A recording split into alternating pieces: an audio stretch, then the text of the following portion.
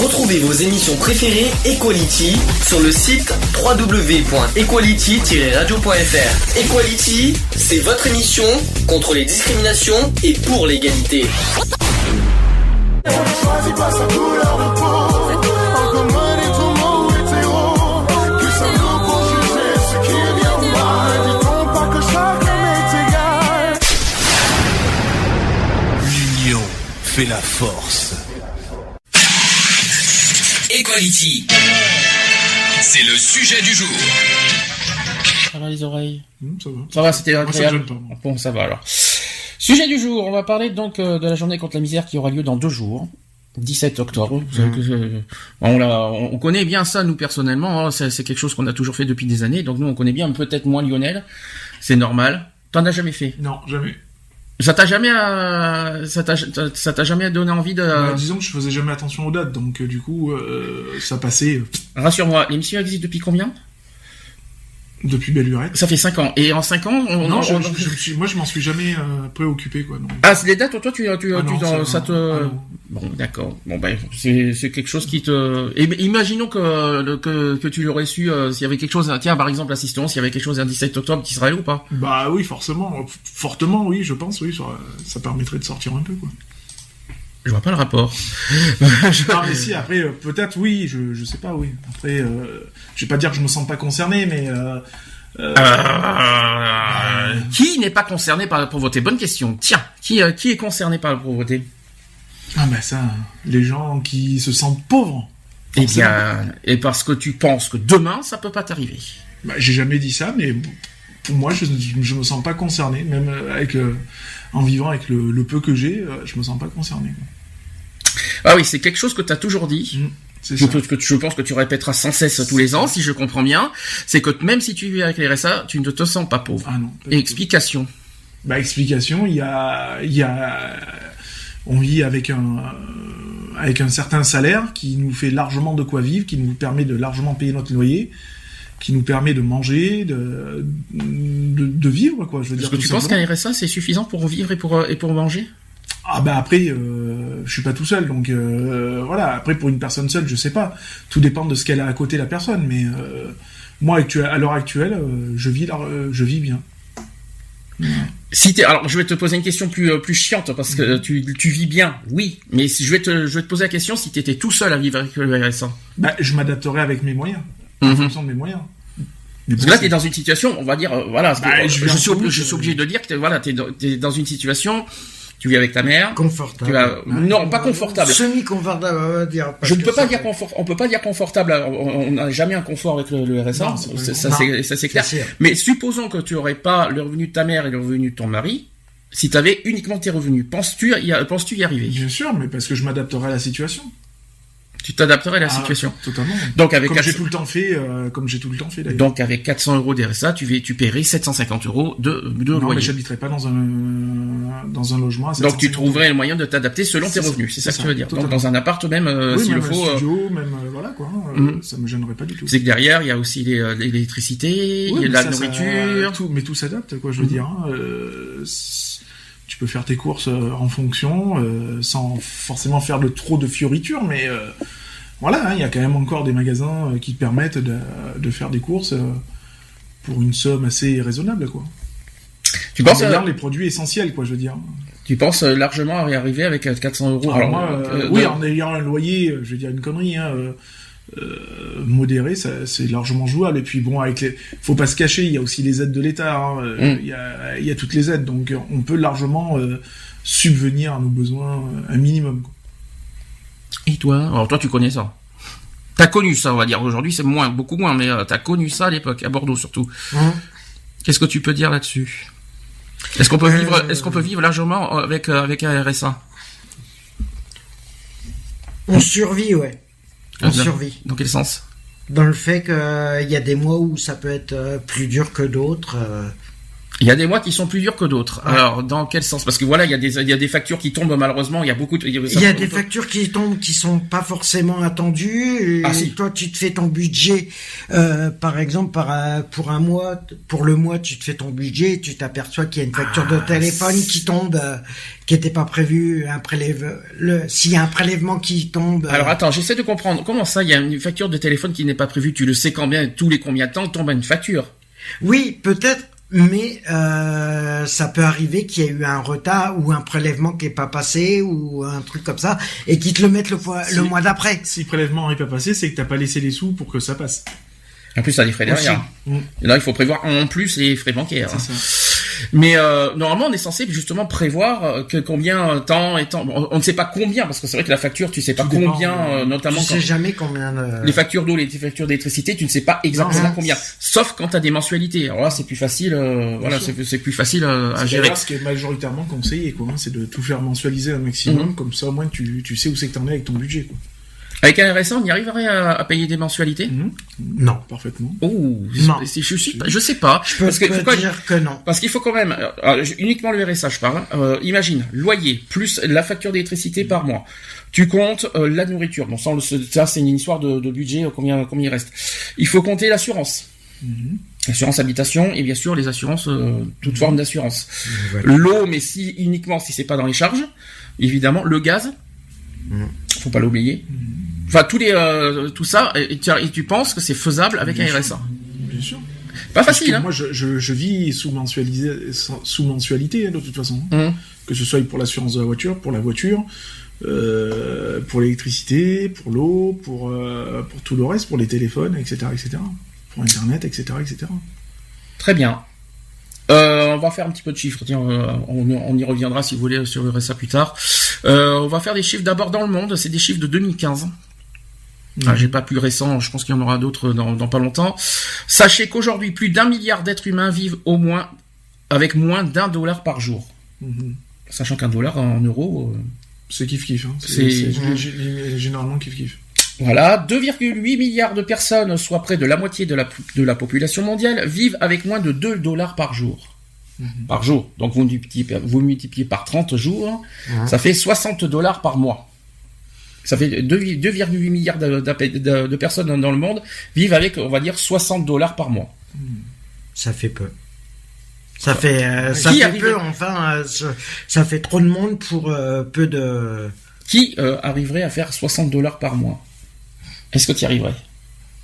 Par mois, ça risque d'être chaud. Que pour la nourriture, mais là, tu n'auras pas de logement. À moindre de te serrer la ceinture, c'est-à-dire de manger un jour sur deux ou des trucs comme ça, quoi. Tu te priverais de manger? Sur une journée, oui, sans problème. Sur une journée, je parle. Sur une journée. Après, je mange un jour oui, un jour non, un jour sur deux. D'accord. Ensuite, 448 millions d'enfants souffrent d'insuffisance pondérale. Ça, c'est beaucoup plus inquiétant. 20% de la population mondiale détient 90% des richesses. C'est très peu. C'est très peu, 20% de la population mondiale, quand on y réfléchit. Un enfant sur 5 n'a pas accès à l'éducation primaire dans le monde. Est-ce que l'éducation est primordiale pour avancer? Pour plus tard, oui, quand même. Un minimum, oui, mais bon, si on veut un bon avenir pour nos enfants, il vaut mieux une bonne éducation sur le départ, quoi. Mais là, moi, personnellement, je trouve qu'il facilite un peu trop l'éducation. D'après vous, au niveau des réfugiés, parce qu'on peut en parler si vous voulez aussi, d'après vous, 80% des réfugiés sont comme personnes? On parle de 80% des réfugiés. Là, ça va vous surprendre. Peut-être. Parce que si vous suivez les actus, si vous suivez les... non, même pas. 80% des réfugiés sont des femmes et des enfants. Là, par contre... Est-ce que vous saviez ça? Non, pas forcément, parce que bon, c'est rare qu'ils en parlent. De toute façon, quand on parle de réfugiés, on parle en général. On parle pas du nombre d'enfants, on parle pas du nombre de femmes, etc., etc. Donc c'est surtout en général. Donc après... c'est pas évident, quoi. Les femmes gagnent 25% de moins que les hommes à compétences égales. Là, vous savez que le traitement des salaires entre les hommes et les femmes, ça c'est un de nos combats de l'association. Voilà, il y a toujours ce problème là aujourd'hui. Les femmes gagnent moins que les hommes. Ça, si vous voulez en parler aussi là-dessus. Injuste, pas injuste. Qu'est-ce qui nous fait dire que les femmes gagnent moins que les hommes? C'est pas juste dans le sens où maintenant les femmes ont accès à tous les emplois comme les hommes à une certaine époque. Hein. C'est-à-dire que maintenant on a des femmes qui sont chefs d'entreprise, elles sont patrons, elles sont etc. Donc elles ont exactement le même statut qu'un homme. Donc pourquoi pas avoir le même statut et avoir le même salaire? Alors si j'ai bien compris, hein, je sais pas, je vais peut-être dire une bêtise, ça peut arriver que je dise des bêtises. Soit disant qu'on a tous les mêmes salaires bruts, c'est au niveau des salaires nets que ça change. Parce qu'apparemment il y aurait plus de risques que les femmes ont plus de risques que les hommes au niveau du travail. Le problème, est-ce que franchement c'est prouvé? Est-ce qu'on peut le dire ça? C'est bizarre parce que si on a tous le brut, au résultat on a tous le même net. Et apparemment non. C'est pas logique. Alors le brut il est pas donc le brut est pas le même pour tout le monde. Disons que si, parce que le salaire brut c'est les 9, combien aujourd'hui? 9,06 je crois. Voilà, ça c'est tout le monde là ça en fait. Et en fait c'est au niveau des déductions, si vous préférez que malheureusement ça joue. Au niveau et c'est là que peut-être après déjà que on se fait taxer au niveau de la CSG, les conneries comme ça, ce qui prend sur une fiche de paye, hein. Quand on voit une fiche de paye, quand on voit les retenues de la CSG et d'autres choses, les retraites, c'est ce qui fait le plus mal sur un salaire, hein, parce que c'est un gros pourcentage qui est déduit, hein. Donc ils déduisent à peu près 20%. Ton salaire net. Ça fait mal, quoi. Plus maintenant, je crois que ça a augmenté. Je crois que c'est 22-23 maintenant. Ça a augmenté. Je crois que c'est 22-23% d'abattement maintenant, si je me trompe pas. Ça a pas mal évolué. Donc voilà, quoi. Donc je veux dire, après, moi j'estime qu'une femme elle a le même statut qu'un homme, donc un statut égal, un salaire égal, quoi. Ce qui est tout à fait logique. Disons qu'il y a rien qui justifie, on va dire. Une femme qui est chef d'entreprise, elle a autant de risques qu'un mec qui est chef d'entreprise. Ils ont le même boulot, la même carrière, le même statut. Le même statut. Ils sont mis devant le danger de la même manière. Enfin voilà, quoi. Je veux dire, on peut donner un exemple. Chauffeur routier par exemple. Il y a des hommes et des femmes. Ils ont les mêmes risques, il me semble. Non, mais il y a les mêmes risques sur la route. Alors je vois pas pourquoi, parce que c'est une femme. C'est que je vois vraiment pas le truc. Non, c'est ça. C'est pas logique. C'est un exemple.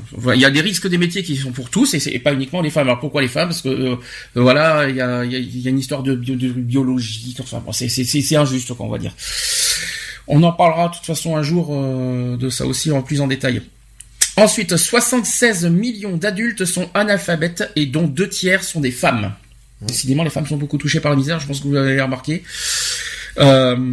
Si on a forcément affaire aux 3/4 à des blondes, c'est un peu logique que. C'est quoi cette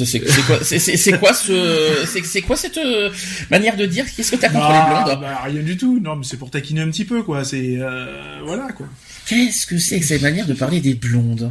Bon, c'est très bien. Tu parles de la bière blonde. Ah, pardon, excuse-moi. On sait bien que la blonde est moins intelligente, hein. Tu vas t'atterrir des foudres, je le sens bien. Là,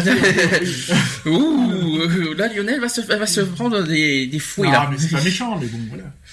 Et en plus, tu sais que c'est faux parce qu'il y a eu des analyses sur ça, justement, et c'est complètement faux. La couleur de cheveux n'a rien à voir avec l'intelligence. Ça n'a rien à voir. Ça a été prouvé, ça, hein. Il y a eu des analyses sur ça, c'est complètement prouvé que c'est complètement faux. C'est juste de l'humour, on va dire, à 2 balles, si on peut se permettre. Qu'est-ce que je voulais dire aussi? Chaque jour, 30 000 enfants, toujours dans le monde, 30 000 enfants de moins de 5 ans meurent de maladies qui auraient pu être évitées.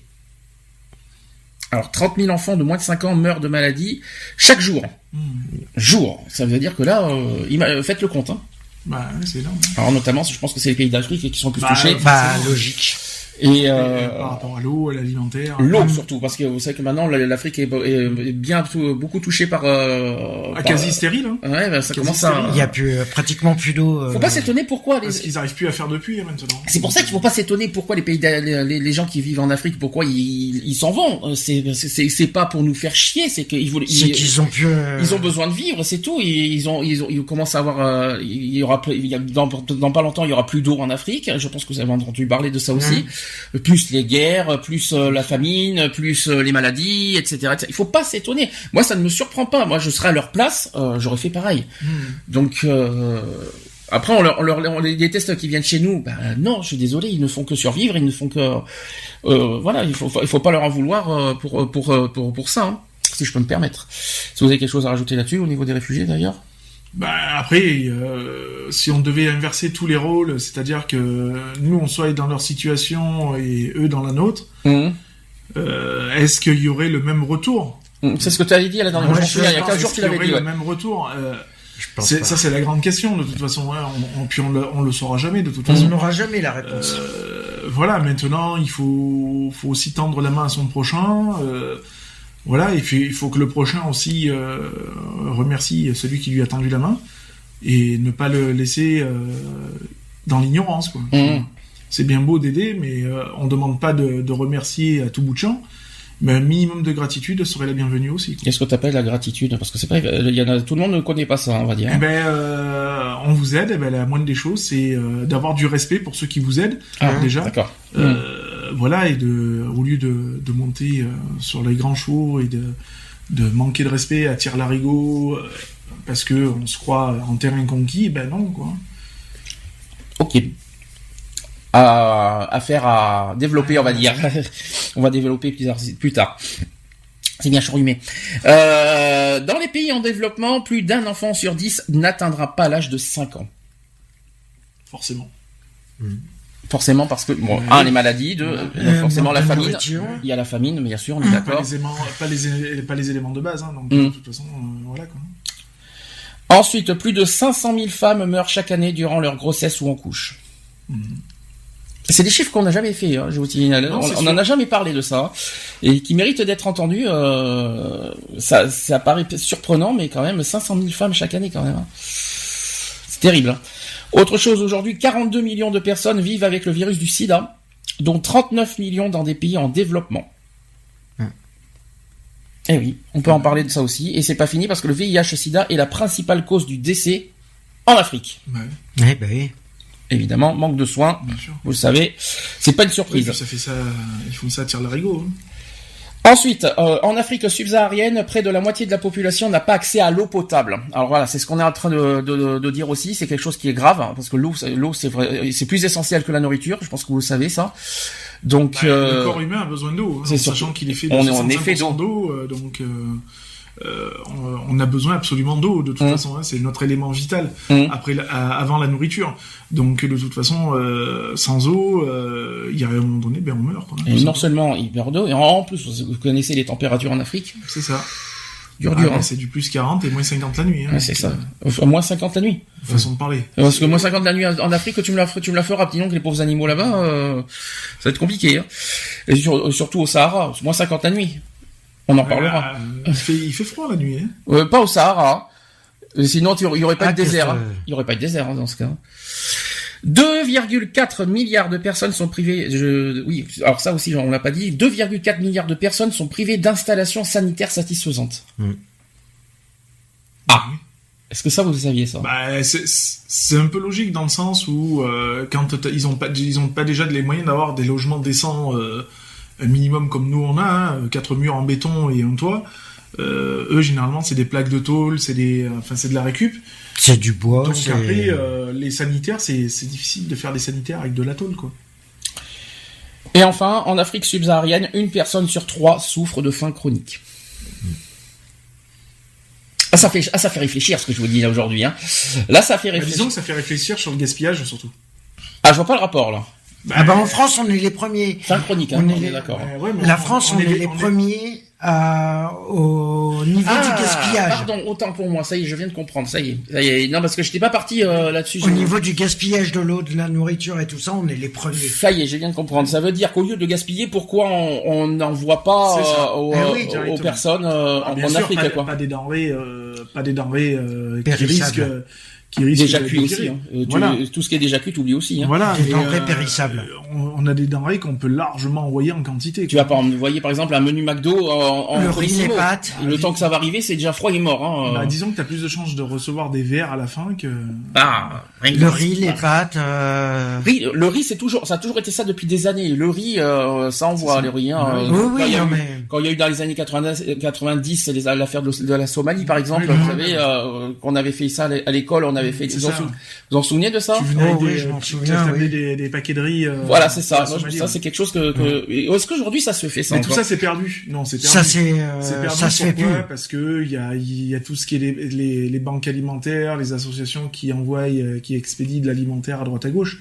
Ça se fait plus, ça, maintenant. C'est vrai qu'à l'époque, on était sensibilisés dans les milieux scolaires par rapport à la faim dans le monde, par rapport à des jeunes de notre âge à l'époque qui n'avaient rien à bouffer, tout simplement, et donc on était sensibilisés par rapport à ça. Maintenant, il n'y a plus de sensibilisation qui est faite. Je veux dire, tu vas parler de ça maintenant à des jeunes collégiens, ils vont limite te rire au nez, quoi. Je veux dire, pour eux, ça va paraître normal, alors que ça ne l'est pas. Donc aujourd'hui, tu penses que c'est suffisant que les associations gèrent ça? Bah non, c'est pas suffisant, justement. Je pense qu'il faut revenir au système, prévention déjà en milieu scolaire. Je pense que c'est quand même assez important, à la fois pour sensibiliser que dans le monde, sur Terre, on n'est pas tout seul, et qu'il y a d'autres personnes qui crèvent la dalle, et que quand un gamin, comme j'ai vu maintes et maintes fois, par exemple à domicile resto, des jeunes qui commandent des pizzas, qui mangent sur place et qui en jettent plus de la moitié de la pizza, moi ça me bouffe. Je veux dire, parce que tu pourrais, je vais pas dire qu'avec une demi-pizza tu vas faire bouffer 100 Africains par exemple, mais bon, c'est des personnes qui, toi tu jettes de la bouffe, mais t'en as qui aimeraient bien l'avoir, qui aimeraient bien récupérer ça pour bouffer, quoi. Alors, je pense que vous allez me dire comment ça se fait que ça n'existe pas, ça, en France. Évidemment, il y a les associations, il y a les Restos du Cœur, il y a tout ce que vous voulez, il y a plein d'associations qui existent et qui s'occupent donc, il y a aussi Médecins du Monde. Il y a Médecins du Monde, d'ailleurs. Les Médecins du Monde, c'est plus la santé, hein. Oui, mais c'est avec eux qu'ils avaient la Croix-Rouge, qu'on le veuille ou non, les restos. Maintenant, ce que je comprends pas, c'est pourquoi en France, on est quand même un pays généreux, on devrait faire ça d'ailleurs dans tous les pays du monde et pas uniquement en France, si je peux me permettre. On a le Téléthon, par exemple, qui existe. Vous savez, quand on donne, notamment pour guérir les maladies rares. On est d'accord. Pourquoi ne pas faire la même chose, mais pour la nourriture et pour donner à manger, faire une quête, on va dire, dans ce sens-là, faire un truc Téléthon, dans ce sens-là.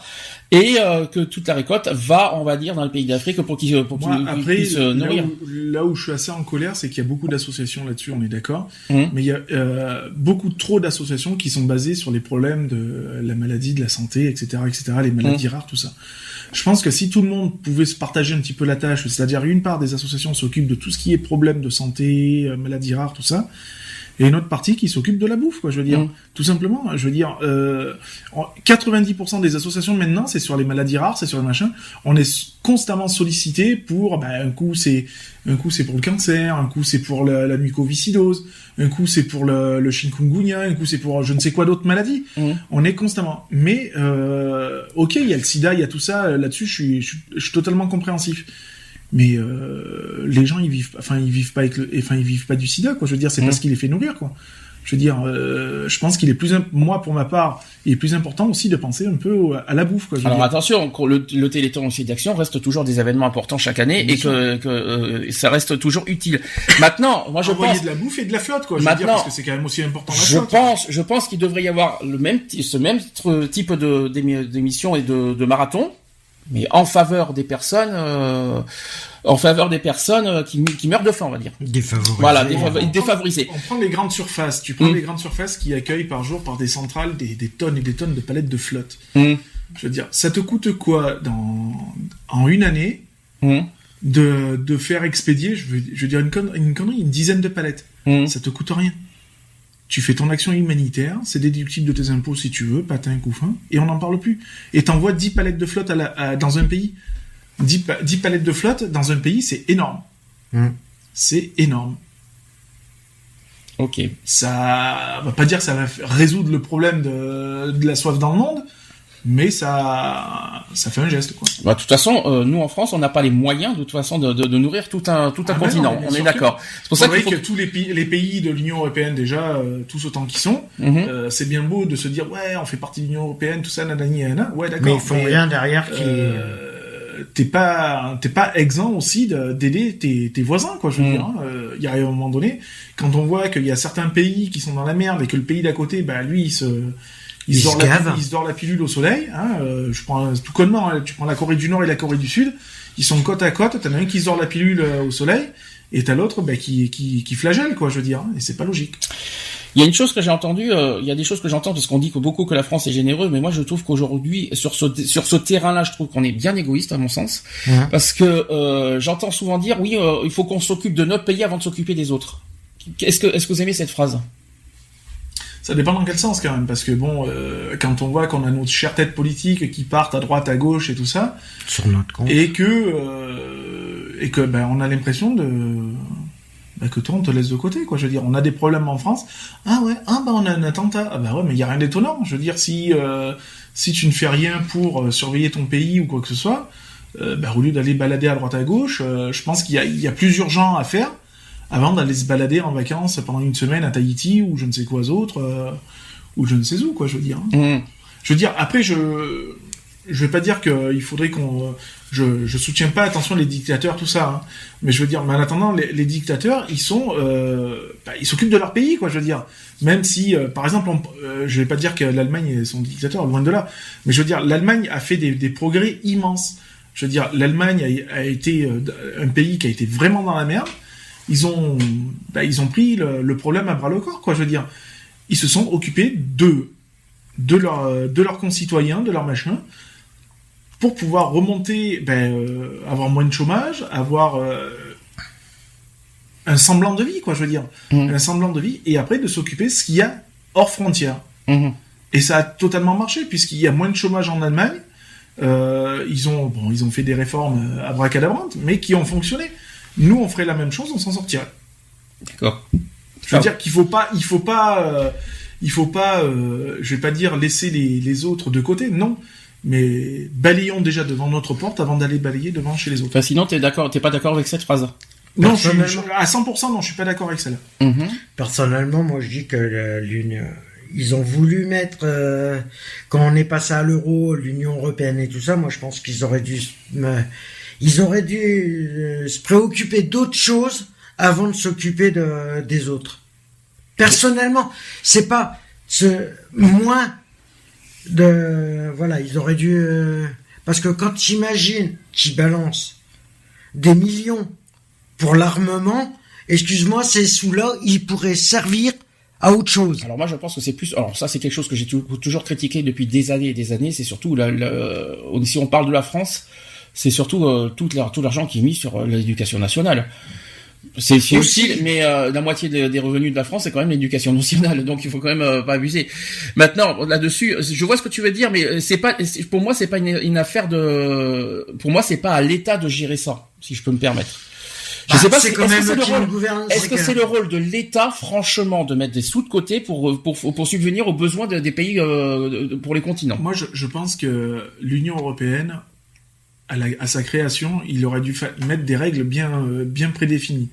C'est-à-dire que tu rentres dans l'Union européenne, donc tu t'engages à participer à l'équilibre dans le monde, c'est-à-dire de participer financièrement ou autre, à soutenir les pays en difficulté alimentaire, tout ça. Je veux dire, à l'heure actuelle, l'Allemagne n'envoie rien en Afrique.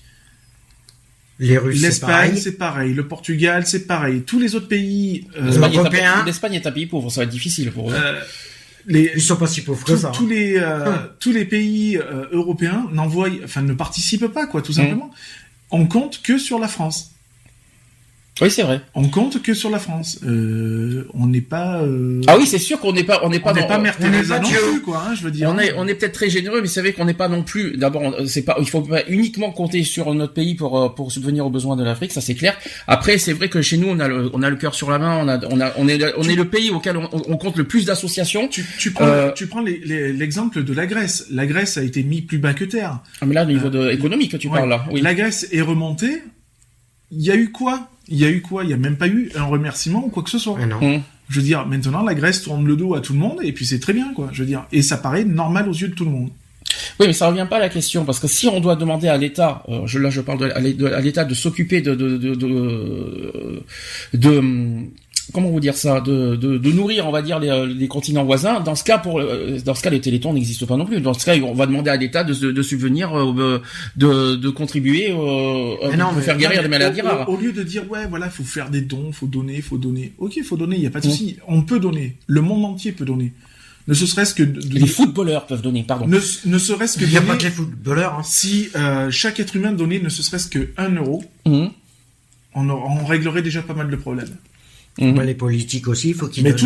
Tout le monde, tout être vivant sur cette terre, en donnant 1 euro, je suis sûr qu'on s'en sort. Mais les footballeurs peuvent donner. Mais bien sûr. Avec un million par mois, ça ira. Les premiers, c'est les politiques qui devraient donner le plus. Excuse-moi du peu. Non, je suis pas d'accord. Excuse-moi, tu prends. Non, je suis pas d'accord. Tu prends un politicien. On peut pas mettre ça sur le dos des politiques. Je suis pas d'accord avec ça. On prend Sarkozy. Si demain il se retrouve à SDF, il fait comment? Le jour qu'il sera SDF, on fera signe. Il sera bien content qu'on vienne lui apporter à bouffer. Non. Alors pourquoi lui il fait aucun geste? Je parle de lui, mais je parle des autres. Hein. C'est en général que je parle là. Pourquoi tu parles de Sarkozy aujourd'hui, hein, mais bon. Non, mais j'ai donné un exemple par rapport à lui, parce qu'il s'est plaint de machin, de magouilles, de trucs. Je suis pas d'accord. C'est pas le rôle des politiques, et c'est ça l'erreur. C'est pas le rôle. Mais ils ont aucun humanisme. C'est un problème humain, c'est tout. Ça concerne tout le monde, pas que les politiques. Oui, non mais. Ça concerne tout le monde, quelle que ce soit la classe sociale, quels que ce soit nos moyens, quelle que soit notre couleur de peau, etc., etc. On est tous concernés. Je veux dire, aujourd'hui c'est l'Afrique, demain ça peut être nous, ça peut être n'importe quel pays. Bien sûr, c'est ça. Je veux dire, donc il arrive à un moment donné, il faut arrêter de jouer les égoïstes entre nous et d'ouvrir les yeux, quoi. Je veux dire, c'est tout, quoi. Ouais, mais aujourd'hui, est-ce que franchement on peut dire la France est devenue égoïste, ou est-ce qu'on est toujours autant généreux qu'avant? Mais on est devenu égoïste de toute façon. C'est quand même étonnant. On est devenu égoïste, oui et non, parce que bon, les réfugiés, on les accueille, on leur donne quand même 1000 euros. Alors, on les accueille parce qu'on nous impose de les accueillir. Oui, il faut pas l'oublier, ça. Il faut savoir qu'on les accueille, mais qu'on leur donne aussi 1000 euros par tête, et un logement tout frais payé, limite une situation professionnelle aussi tout frais payé. Donc, il arrive à un moment donné. Oui, l'État a les moyens, finalement. C'est ça, voilà. Donc, si l'État a les moyens de verser à 50 000 réfugiés 1000 euros par tête, ça fait 50 000 euros déjà. Non, alors là, il y aura un gros coup de gueule à passer là-dessus, parce que là, on l'a déjà fait il y a 15 jours, ce coup de gueule-là. Il y a 15 jours, on l'a passé, alors là, par contre, je rejoins ce qu'on dit, et là, par contre, on peut attaquer les politiques sur ça. Là, effectivement, l'État, on parle de la France, uniquement la France pour l'instant, a les moyens on va dire, d'accueillir les réfugiés et tout ça. Et de les loger, de les considérer comme des les loger, droit d'asile, hein, de toute façon, là-dessus. Oui, c'est le droit d'asile. Mais ouais, désolé. Et par derrière, on leur demande pas de chercher du boulot. C'est pas ça qui est le coup de gueule. C'est qu'aujourd'hui, comment ça se fait qu'on fait pas la même chose avec les SDF? C'est ça. C'est pour ça que je dis que les politiques, le jour où il y a un politicien qui se retrouve SDF, il sera bien content qu'on vienne l'aider. Mais lui, en échange, il aura aidé qui? Personne. En sachant qu'en France, des logements, on en a, mais une chier, quoi, je veux dire. On a plein de monuments qui servent à rien, qui demandent qu'une chose, c'est être rénové et être aménagé en tant que logement, quoi, je veux dire. Et à l'heure actuelle, on n'aurait plus une personne dehors. Moi, quand j'entends dans notre département qu'on n'a aucun SDF, je rigole, mais à bras le corps, je rigole. Je peux te dire que c'est faux, parce que il y en a encore deux cette nuit qui étaient... Je le sais. Sachant que cette année, vous avez vu le froid. Oui, il arrive très tôt. Donc là-dessus, alerte, là-dessus aussi. On peut accueillir les réfugiés et les SDF, ne les oubliez pas si on peut se permettre. Là, on parle politique. Tiens, je vais revenir sur les logements vacants. Oui. Rappelle-toi, je sais pas, on en a fait une émission par rapport à Bordeaux. L'année dernière. Le nombre. Non, il y a 2 ans. Il y a 2 ans. Le nombre de logements vacants. C'est-à-dire, on en avait parlé, à la journée contre la misère, on avait même fait un sujet spécial. Un sujet là-dessus. Il y a 2,4 milliards, je crois, de logements vacants. Millions ou milliards? Milliards. Non, millions, pardon, je crois. Voilà, quoi. En France. Non, mais attends. En France, il y a 2,4 millions. Attends. On est... Après, on trouve aussi normal que certaines familles vivent à 8 ou 10 dans un appartement. Non. Ah non, c'est pas logique. Non, c'est pas normal. C'est pas normal, mais il y en a qui trouvent ça normal. Ben, c'est pas normal, mais disons qu'ils ont pas le choix. On leur laisse pas le choix de vivre comme ça. À qui on ne laisse pas le choix? Bah, tu prends on parle de qui? Parce on parle de beaucoup de personnes en même temps. À qui on ne donne pas le choix de vivre comme ça? Ceux qui vivent par exemple en HLM à 8 ou à 10, moi, comme ça. Je suis désolé, une famille qui vit à 10 dans un 20 mètres carrés, c'est impossible. Et qu'après ils se plaignent parce que c'est insalubre, parce que mais il y a des machins. C'est impossible à 10 dans un mètre carré. Mais ça se fait largement. Ça se fait largement. Tu prends ne serait-ce qu'un milieu carcéral par exemple, il y en a qui sont à 10 dans une cellule de 3 mètres sur 4. Il y a un moment donné où faut être un minimum logique. Bonjour sur l'espace vital. Hein, mais c'est ça, mais il n'y a pas d'espace vital. Donc moi, quand j'entends dire des familles qui se plaignent parce que leur appartement il a cramé, mais ils étaient 15 dedans, j'estime à un moment donné de dire, tu te plains pas quoi, parce que vous étiez 15 dedans. En attendant, vous saviez très bien que vous étiez hors la loi de toute façon. Hein. Donc vous avez trompé l'État dans votre situation. Donc viens pas pleurer quoi. Je veux dire, tu connais les risques si tu te mets à plus qu'un certain nombre dans un logement. C'est tout, ça s'arrête là. Moi, j'estime qu'il arrive un moment donné où faut que chaque personne aussi prenne ses propres responsabilités. Tu sais qu'on entend ton coude, tu sais qu'on entend ton boom des coudes, on l'entend tout petit peu, ça va. Ouais, vas-y, j'en ai marre. Et c'est là que la table, a dégagé. Qu'est-ce que je voulais dire? Donc le coup de gueule. Le coup de gueule là-dessus. J'espère qu'il va pas crier lui au fait. Hein. Le coup de gueule par rapport à ça. Donc si je comprends bien, j'essaye de comprendre.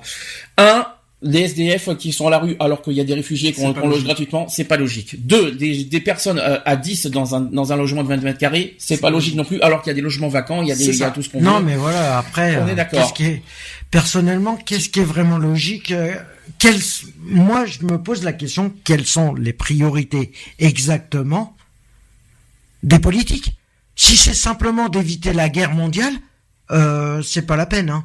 Parce que là, on l'a. Hein. Et comment on peut... La troisième guerre mondiale, elle est partie, hein, elle est commencée. Comment on peut concevoir aussi qu'on a des personnes, des concitoyens, qui ont une vie professionnelle, qui touchent un minimum de salaire, et qui vivent dans une voiture. Ou dehors, je veux dire. Ou dans des chambres d'hôtel, par exemple. Et après, qu'on leur dise que... qu'ils sont en échec parce que... C'est pas logique.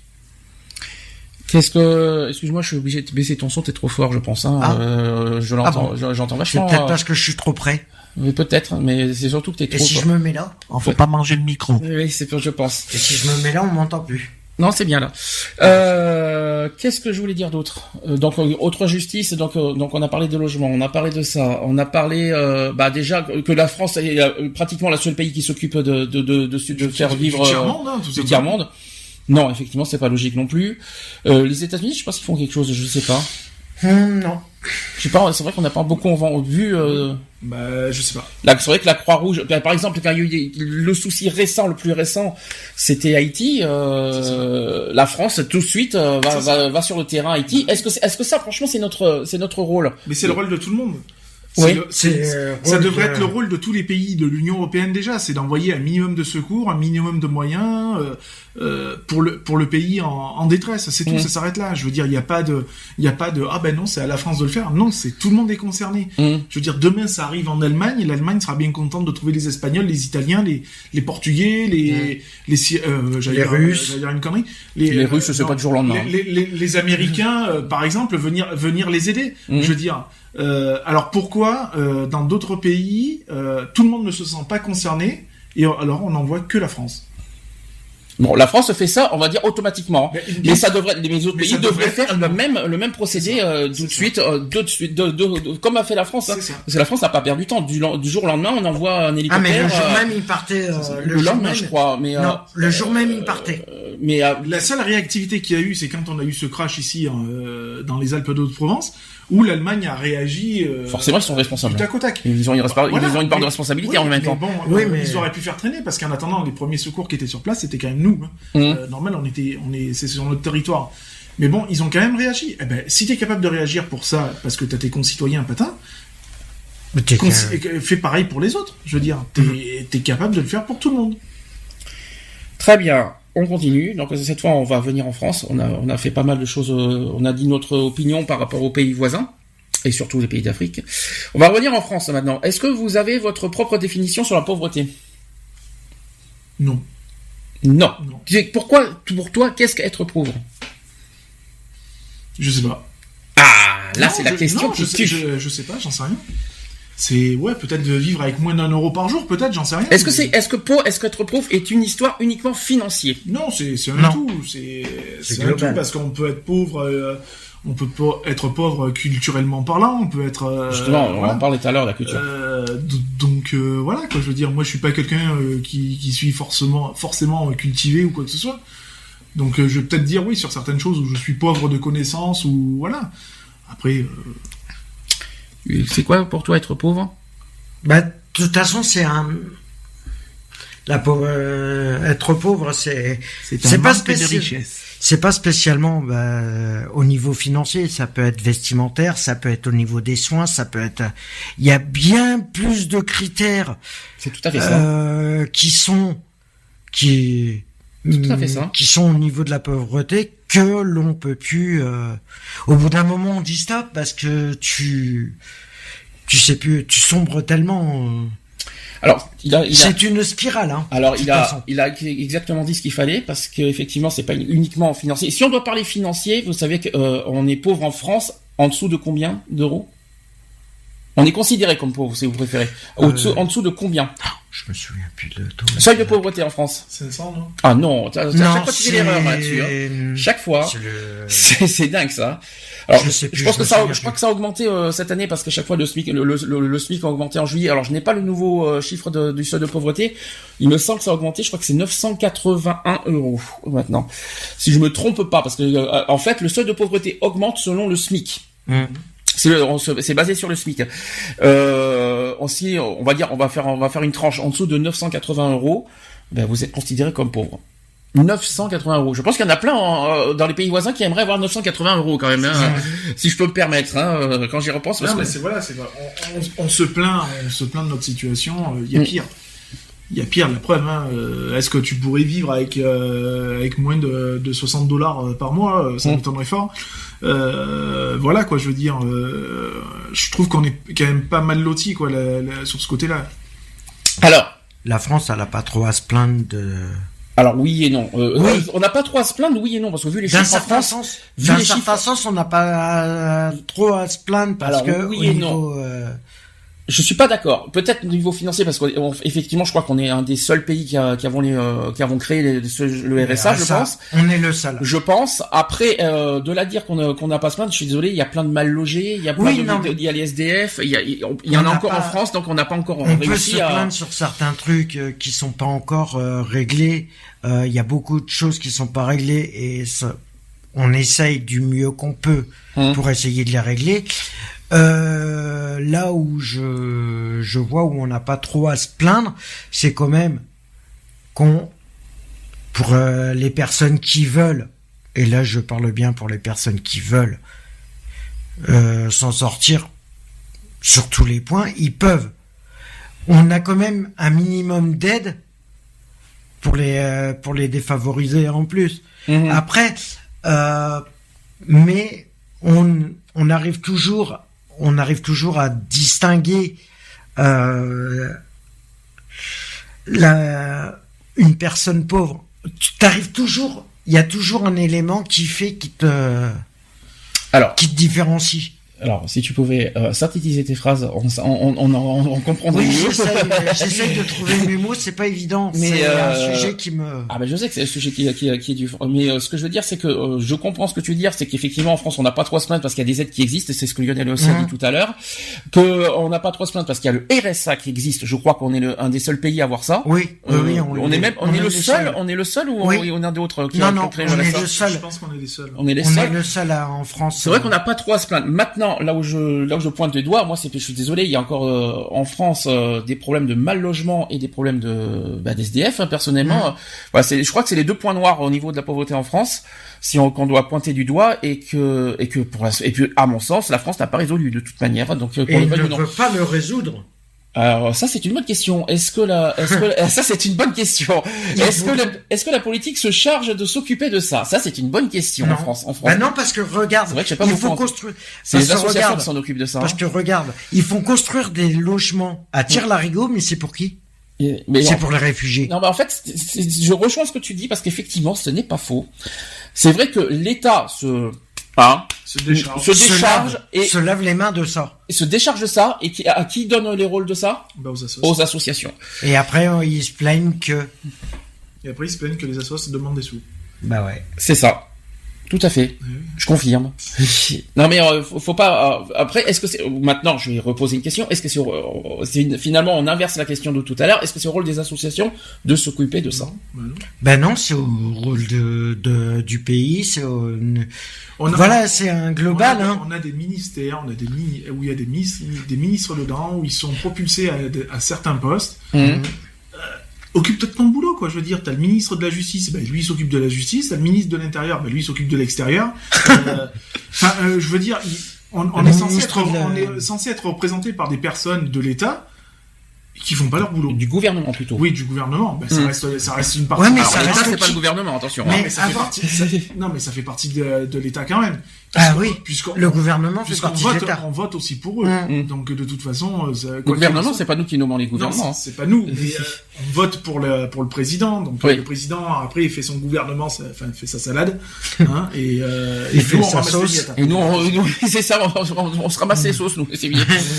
Bon, bref, vous allez me dire si vous êtes d'accord avec ces définitions. Être pauvre, c'est manquer de tout ce qui est indispensable au soutien normal et fluide de la vie.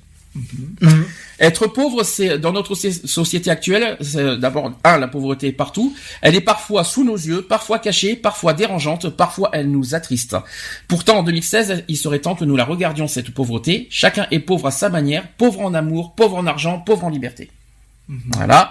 J'ai aussi un témoignage qui dit: moi je suis pauvre, je vais vous définir ma pauvreté.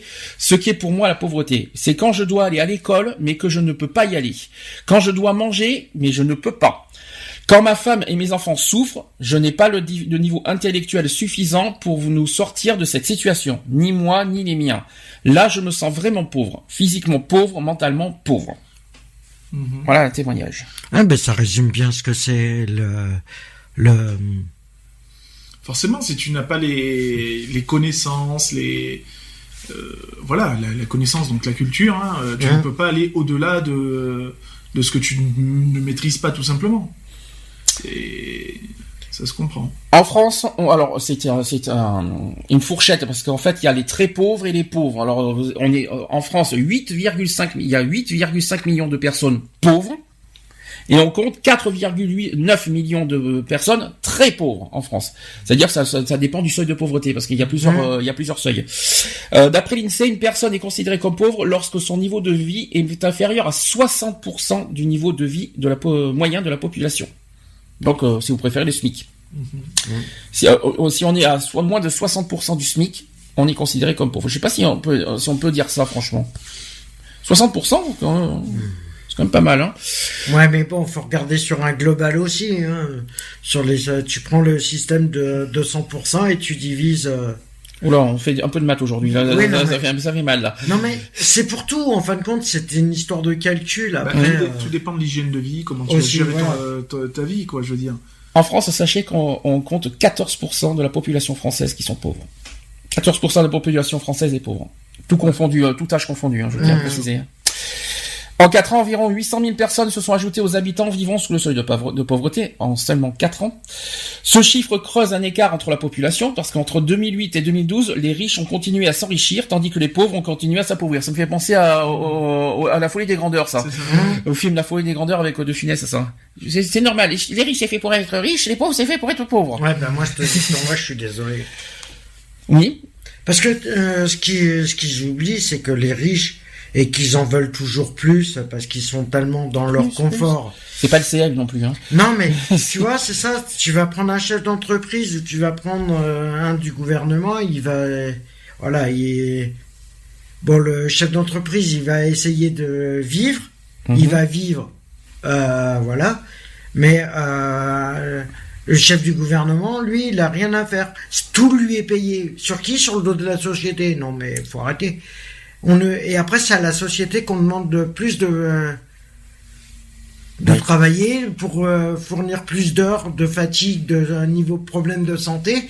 Et au niveau du gouvernement, eux, ils sont assis dans leur siège à signer des papiers toute la journée. Et c'est ça du boulot. Excuse-moi du peu. Ferait mieux de... Alors autre chose, c'est que la moitié de la population française a observé une nette baisse de son niveau de vie. Cette baisse de niveau de vie est estimée à 5 milliards d'euros pour 30% des pauvres.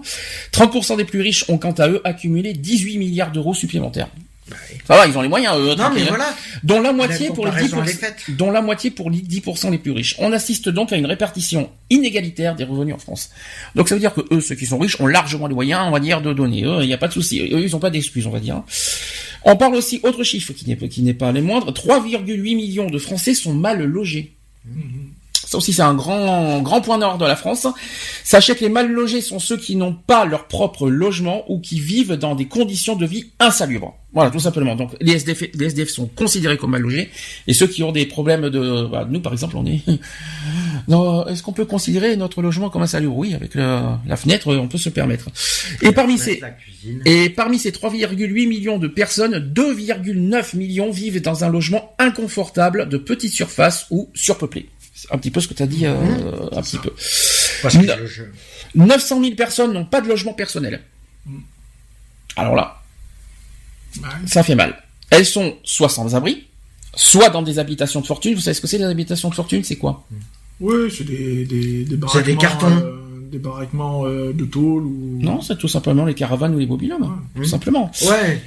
Et au total, 12 millions de personnes subissent la crise du logement. En France. En France. Autre chose, c'est que 7%, alors ça aussi c'est un autre point noir, c'est que 7% des foyers ont froid. Avoir un logement est un droit, il faut le rappeler, mais le confort est une chose que tout le monde ne peut pas se permettre, parce que 7% des foyers ne peuvent pas garder leur logement à bonne température, je dirais rien, 10% ne peuvent inviter des amis, et 11% ont un logement mal insonorisé. Qui est concerné par ça? Il y a beaucoup de monde. Le problème, voilà... Est-ce que vous avez déjà vécu dans un logement dans ce type-là? Est-ce que t'as déjà vécu ça? Non. Jamais. Et si jamais tu... Non, parce que moi je laisserai pas faire, donc voilà, après moi j'estime que tu prends le logement, il y a une couille dans le logement, t'es censé avoir un propriétaire qui est censé faire le machin, tu payes un loyer, donc j'estime que du moment où t'es à jour de tes loyers, que t'es à jour de tout, t'as le droit à un minimum aux travaux qu'il y a à faire. Surtout que... ouais, mais le problème c'est dans les HLM, le problème c'est que les HLM, c'est pas encore les mêmes systèmes. Le problème est très clair. Le problème là-dessus est très clair. Quand on est dans un logement, et c'est marqué dans le bail, un logement, tout logement doit être décent. C'est une obligation, la loi le dit clairement, le propriétaire a le devoir de louer un logement décent. Donc dans tous les sens du terme. Et sachant que le froid fait partie des critères primordiaux, primordiaux, on s'en fout, les sanitaires, voilà, ça c'est primordial. Alors l'insonorisation, est-ce que ça fait partie d'un critère primordial, l'insonorisation? Pas forcément.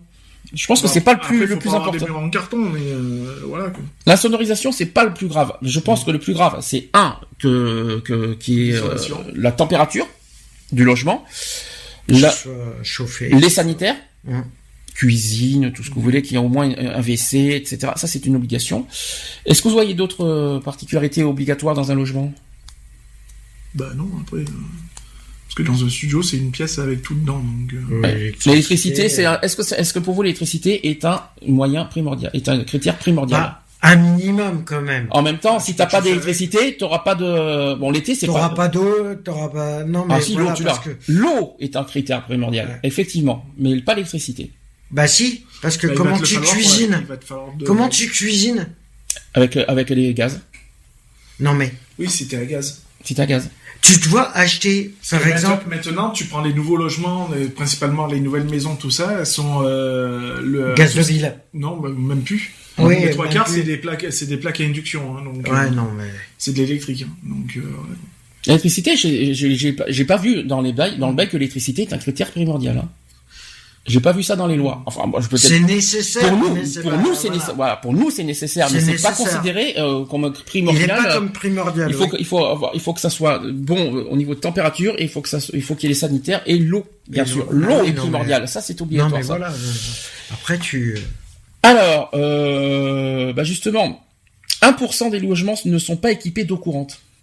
En France, ni eau courante, ni douche, ni WC, un réel inconfort pour les 1% qui subissent un manque d'hygiène conséquent. Alors là par contre, on tombe vraiment... Là, c'est vraiment le niveau le plus bas et que je souhaite à personne. C'est pas logique. Non, mais le problème, tu vois, quand j'entends des trucs comme ça me révolte parce que On t'entend pas au niveau micro. Parce que voilà, ils se préoccupent, il y en a qui se préoccupent de ce qui se passe en extérieur, mais intérieurement, ils voient pas ce qui se passe. J'ai l'impression qu'ils ferment les yeux. Qui? Les politiques. Ah, tu entends, c'est reparti pour un tour. Non, mais, tu vois, ils savent qu'il y a des sans-domicile fixe mais en c'est France, pas mais les pourquoi ils sont... Mais on parle pas des SDF là. Là, on parle des mal logements là. Ils accueillent 30 000 réfugiés par mois. C'est pas la faute des les 30 000 réfugiés, on n'en a pas forcément. Disons qu'en milieu carcéral, on vit quand même mieux que ça. Hein.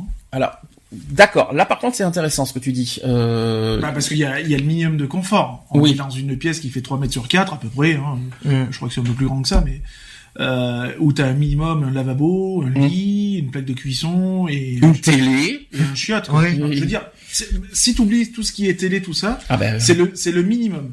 Oui. C'est le minimum quand t'arrives dans le milieu carcéral, c'est t'as ton coin de lit, t'as le coin cuisine avec ta plaque électrique, machin. Ton lavabo, un lavabo ton et un chiotte. Voilà. Dans la cellule. Alors ça, je sais pas au courant. Dans la cellule, il y a des WC. Oui. Ah oui. C'est pas partie commune. Moi, en milieu carcéral où je suis allé à Salon-de-Provence, en centre de détention, dans ta cellule, tu as ton coin chambre. Ouais. C'est une pièce, là, tu prends un rectangle.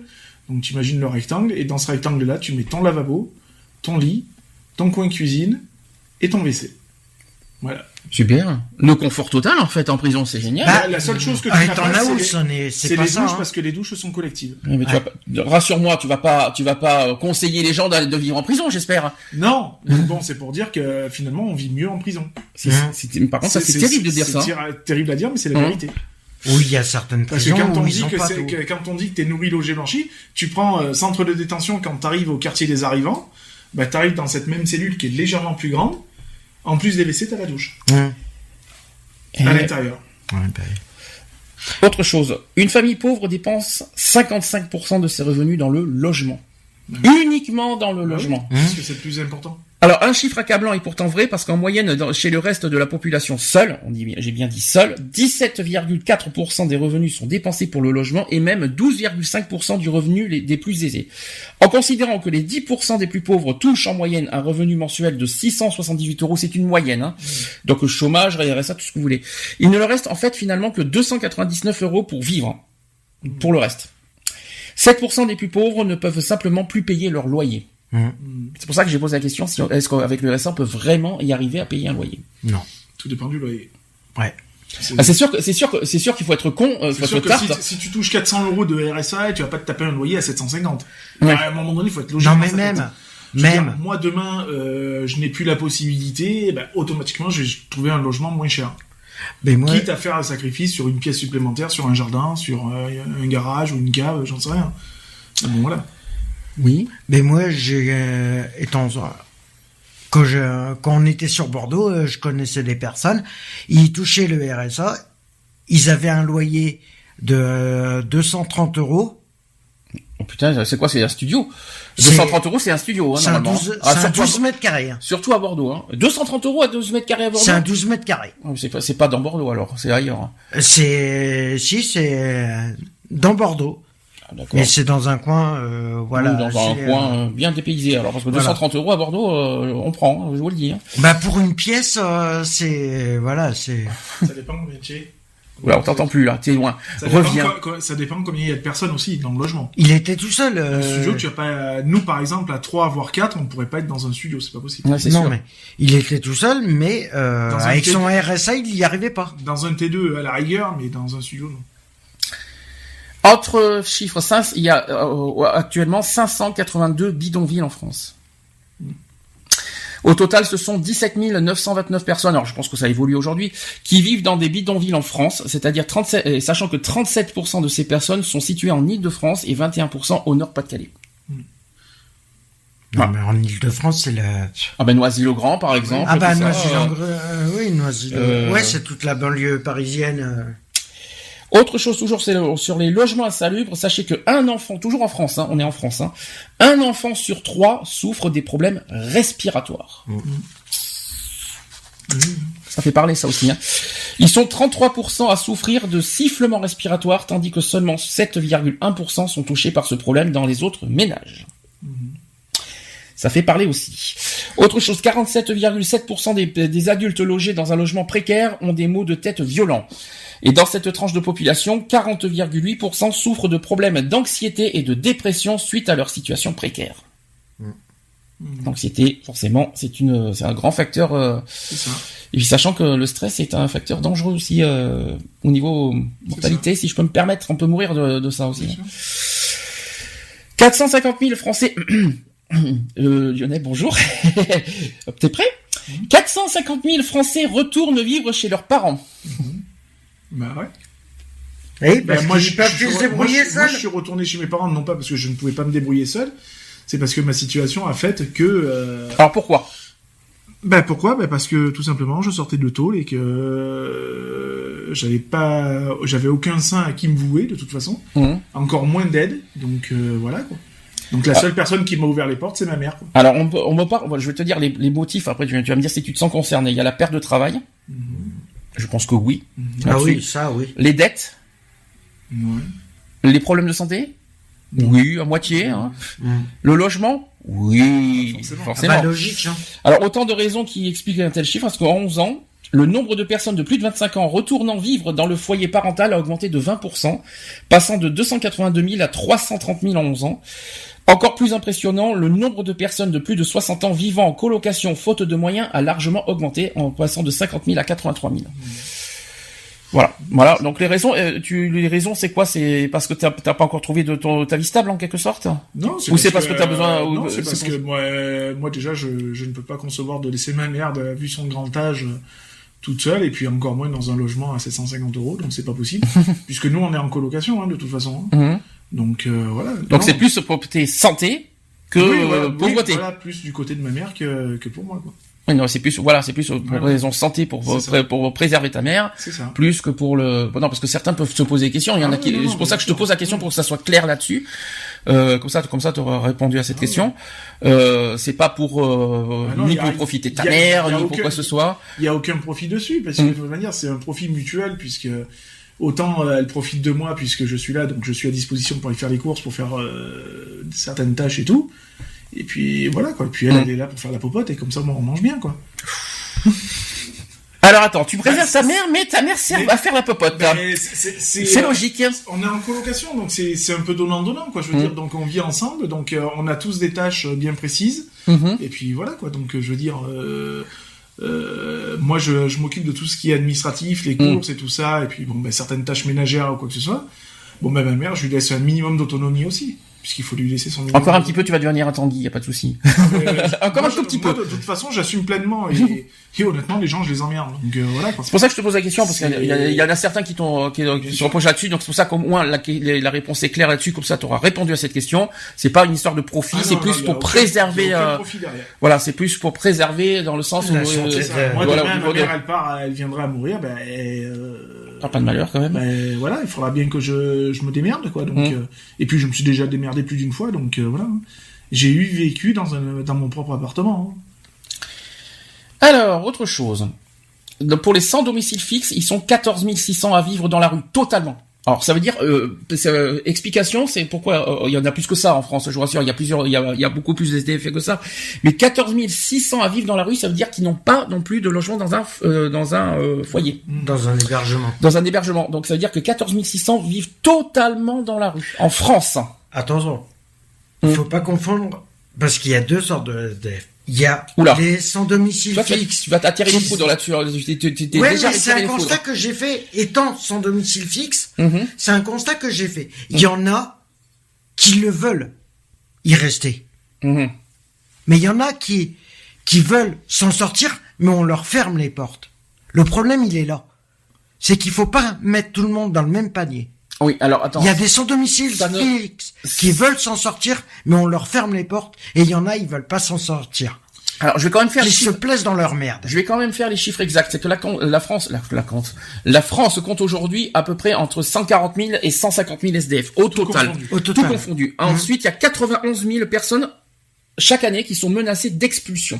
Oui, voilà. Vous savez que la trêve hivernale, on va pas tarder à y être là-dessus. On y est, hein. Et ça, autre chose, c'est que le nombre de SDF aussi a doublé en 10 ans. Je tiens à le dire aussi, ça c'est très important de le dire. 14 600 qui vivent dans la rue. Alors pourquoi on dit ça? Parce que ça veut dire que les 14 600 ne vivent pas dans un foyer d'hébergement. C'est-à-dire qu'il n'y a pas il y a pas de solution là-dessus. Ils sont pas dans c'est quand même beaucoup, on va dire 15 000 environ, qui sont dans la rue totale.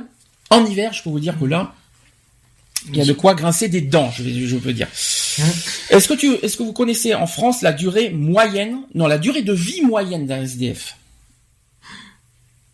Ça dépend. La durée de vie. L'âge moyen d'un SDF en France.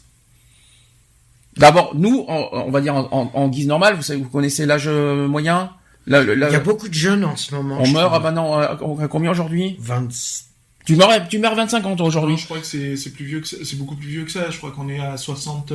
70. 70. Entre 70 et 80. Un SDF, c'est 48 ans de moyenne. Mmh. Durée moyenne, je tiens à préciser. Ouais, après.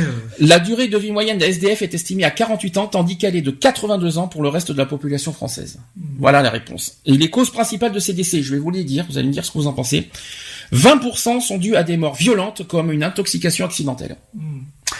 Les meurtres et les noyades accidentelles plus élevés de 2,9% que chez le reste de la population. Donc ça, on est d'accord. L'exposition au froid, de manière excessive. Sachez qu'il y a 35 fois plus de morts que le reste des Français à ce niveau-là. C'est-à-dire que les SDF sont plus touchés, évidemment, par le froid. Ils sont quand même, on va dire qu'ils sont touchés 35 fois plus qu'un normal. 18% des décès sont dus à des tumeurs aussi. Chez les SDF. Parce que le problème, chez les sans domicile fixe, tu développes les maladies plus vite que... 11% sont causés par des maladies cardiovasculaires. 7% sont liés à des maladies de l'appareil digestif, l'alimentation. Ensuite, alors sachez aussi que les morts de la rue est un collectif qui recense aussi les décès des personnes vivant dans la rue, et ce collectif est également là pour chercher les causes de ces décès et l'accompagnement nécessaire pour les funérailles dignes. En 2014, alors je n'ai pas les chiffres 2015, en 2014, le collectif a recensé 498 décès rien qu'en un an. Rien que pour l'année 2014. Ouais, non, mais... 500 décès quand même. Ça fait parler, ça. Et personne se pose la question pourquoi on en arrive là encore à... Et encore, c'est un chiffre qui n'est pas forcément la réalité. C'est ça. On ne sait pas, on n'a pas le chiffre exact. On n'a pas les chiffres exacts, si on peut se permettre. Ce n'est qu'une. C'est qu'un sondage. Non, c'est pas un sondage. Oui, c'est juste. C'est un recensement qu'ils ont eu, mais ils ont pas forcément tous les. Ils ont peut-être pas forcément tout recensé à ce niveau-là. Un tiers des personnes sans abri souffrent de problèmes psychiatriques. Donc en 2009, le SAMU social a mené une enquête révélant que un tiers des personnes sans abri étaient touchées par des problèmes de troubles mentaux, et parmi ces personnes, 13% sont atteintes de problèmes psychotiques, 12% de problèmes d'anxiété et 7% sont sujets à une grave dépression. Ce diagnostic touche particulièrement les personnes isolées et les jeunes mères de famille. Quelque chose à rajouter ? T'imagines, quand t'imagines qu'une... J'imagine bien, en ce moment. Non, mais imagine une mère de famille avec son enfant de 22 ans se retrouver à la rue. Ah bon, 22 ans, ça va. J'en ai déjà vu, hein. Je préfère mieux que tu me dises des enfants une mère de famille avec un enfant de 5 ans à sa portée. Là, par contre, c'est plus dangereux. La mère, elle avait un enfant qui devait avoir 5-6 ans. Elle en avait 22. Elle était SDF. C'est pas normal. Autre chiffre, 6 enfants sur 10 craignent de connaître la pauvreté. Parce qu'avant 1990, la pauvreté reculait, tandis que depuis les années 2000, la tendance s'inverse et la pauvreté augmente. Ensuite, 66% d'entre nous ont un proche dans la pauvreté. Oui ou non là-dessus, c'est vrai. Ah oui. Ah oui. Est-ce que vous avez un proche, quoi qu'il en soit, qui vit dans la pauvreté ? Je sais pas. Tu sais pas ou parce que tu veux pas le dire? Non, je sais pas, honnêtement, je sais pas. Après, Le jour que tu sais quelque chose, Lionel, tu me fais signe. Non, parce que on sait jamais. Alors, pourquoi avale le chat. Ah, il me faudrait un espèce de truc là. Voilà. Donc, pour compléter cet effroyable chiffre, 9 Français sur 20 estiment que leurs enfants ont plus de chances de connaître la pauvreté qu'à leur époque. C'est-à-dire que dans les années qui vont, plus on avance là, plus il y a de chances c'est pour ça que j'ai dit que demain, on peut tous être concernés et c'est ce que je dis. mais on est tous concernés. Et dans les décennies suivantes, la nouvelle génération, Ils vont payer cher. Hein. le problème, ils sont concernés, tu vois, tout le monde est concerné. Oui, essaye encore. Tout le monde est concerné par la pauvreté. On peut y arriver du jour au lendemain, mais les politiques, et apparemment, oui, mais non, justement, c'est les emmerdeurs de l'égalité. C'est les emmerdeurs de l'égalité. Au lieu de se préoccuper de leur propre personne, il ferait mieux de s'occuper de ce qui se passe autour. Alors, je continue. Je suis désolé, mais là, non. Je continue. 3 millions d'enfants pauvres en France. Ça, par contre, c'est un chiffre qui devrait même pas exister. Ça, je suis d'accord. Par contre, parce que 3 millions d'enfants pauvres, c'est quand même énorme quand on y réfléchit. Et on parle simplement de la France, seulement, les chiffres par contre, du monde. l'Observatoire des inégalités, par contre, pour eux, ils en comptent que 1,2 million. Donc c'est un peu compliqué. C'est 1,2 million. Je pense que c'est pour calmer un peu les choses. 1,2 million d'enfants de pauvres vivent dans un environnement modeste où les revenus sont insuffisants pour vivre décemment dans une société riche comme la France. Donc enfants de pauvres parce qu'enfants de chômeurs ou de travailleurs mal rémunérés, tout simplement. Enfants de chômeurs, malheureusement, le chômage. Le chômage, premier problème de la France, évidemment, on va en parler tout à l'heure. Mais s'arranger avec ce qui se passe. Premier point noir, je pense que c'est la cause numéro 1, je pense, de la pauvreté en France. C'est-à-dire que la pauvreté en France, c'est le chômage. C'est ça. La cause numéro 1, si je peux me permettre. Et pas, si je peux. Non, c'est tout à fait ça. Si on voulait en débattre là-dessus aussi. Là, par contre, oui, on peut dire que ça faut des politiques. Là, oui. Sur ce côté-là, oui, le chômage, c'est une responsabilité des politiques. Là, on est d'accord. Sur ce point-là. Quelque chose à rajouter? Non. Est-ce que vous avez, par rapport à tous les chiffres que je vous ai dit, après on va parler de la culture, est-ce que là-dessus vous avez des choses à rajouter? Des opinions à formuler? Par contre, je te rejoins là-dessus, effectivement, 3 millions d'enfants, on va dire entre 1 et 3 millions d'enfants pauvres en France, effectivement, là-dessus, c'est lamentable. Non, mais attends. Là-dessus, disons que c'est bien triste ce qu'on laisse à nos générations à venir, quoi. C'est ça. C'est plus ça qui est inquiétant, c'est la suite n'est pas forcément, on va dire, prometteuse. C'est ça. Non, c'est sûr que là, les chiffres, ils sont tellement alarmants que... Et pire encore, j'aimerais bien que... Et pire encore, effectivement, là où je te rejoins un petit peu, c'est que la pauvreté et la misère en France n'est pas un sujet prioritaire au niveau des politiques. C'est-à-dire qu'ils se déchargent aux associations. Les associations ne peuvent pas... ne peuvent pas, enlève-le s'il te plaît. Ah oui, t'es gentil. Enlève-le. Donc, on lui fait un petit coucou. C'est la mascotte de cette saison. Il voulait faire un petit coucou. Lui, il a peut-être faim. Je pense que c'est ça. Il a pas de souci de logement. Non, lui, il a pas de souci de froid. Il a pas de souci de. En plus, tu l'as mis vachement, le gars. Il gère bien sa place. Il va aller faire un tour dans le couloir. Bon, voilà, vous avez entendu la mascotte de la saison. Il voulait vous faire un petit coucou au passage. Je pense qu'il voulait s'exprimer aussi. Est-ce qu'on peut dire franchement que les politiques ont aussi un rôle à jouer, franchement, pour vaincre la pauvreté? Mais bien sûr que oui. C'est même les premiers acteurs. De toute façon, on peut pas se permettre de laisser régler le problème à des personnes qui tiennent des petites associations ou plus ou moins grandes. On s'en fout. Les associations n'ont pas le pouvoir, on va dire légalement et juridiquement. Le pouvoir et pas les moyens de toute façon de faire ça. C'est pas une pauvreté qui date de 2 ans. Elle a des années, cette pauvreté. Donc c'est pas des petites associations de régler le problème. Mais pourquoi alors si le gouvernement en général, et là je vais laisse les associations gérer l'humanitaire, le social, on va dire, comme ça, ça leur fait Non mais par rapport au budget associatif, pourquoi ils ont fait des diminutions si c'est les associations qui doivent gérer ça? Pourquoi ils ont réduit le... Par contre, c'est vrai que les subventions des associations. Dans ce cas, c'est vrai que l'État, au pire, il devrait mettre un budget de côté pour les associations, mais après, et après que l'État donne tout pouvoir aux associations, au pire.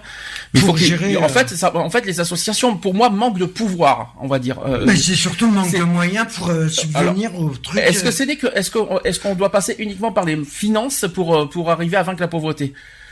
Personnellement, je suis désolé, mais pour les pays du tiers-monde, je suis désolé s'ils doivent s'en occuper. Si l'État veut pas se charger de ce problème-là, mais qu'il donne plus de pouvoir aux associations à ce niveau. Parce que sinon, que l'État se décharge un peu de tous les logements qu'elle a en trop et qui ne servent pas, et les mettre à disposition, par exemple, d'associations pour refaire les logements, pour loger les personnes. Pourquoi pas? Je veux dire, ok, là-dessus, il y a pas de souci. Mais non, ils veulent pas.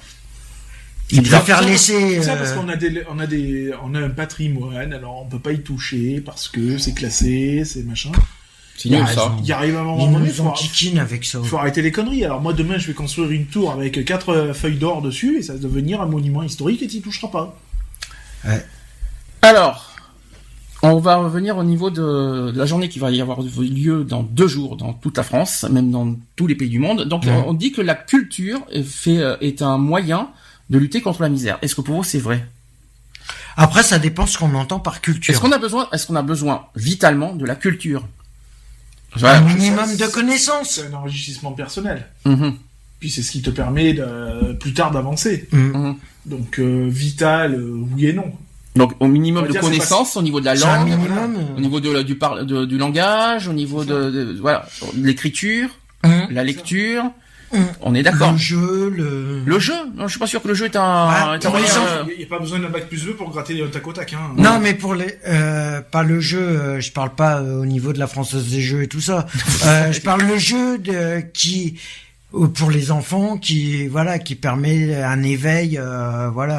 Après, tu peux développer. La culture, bien sûr, ça concerne les enfants, parce que nous, est-ce que nous, on a besoin de culture? On est déjà censé être cultivés, nous, personnellement. On est censé, on est censé. Oui, non, mais il y a des adultes qui. Alors, l'école. Est-ce que c'est est-ce que pour vous, non, parce que la culture, on passe par l'école, normalement. Est-ce que, franchement, l'école, pour vous, devrait être obligatoire? Reste pour avoir des connaissances, pour avoir une certaine culture, tout ça. L'école obligatoire, d'accord, mais gratuite alors dans ce cas.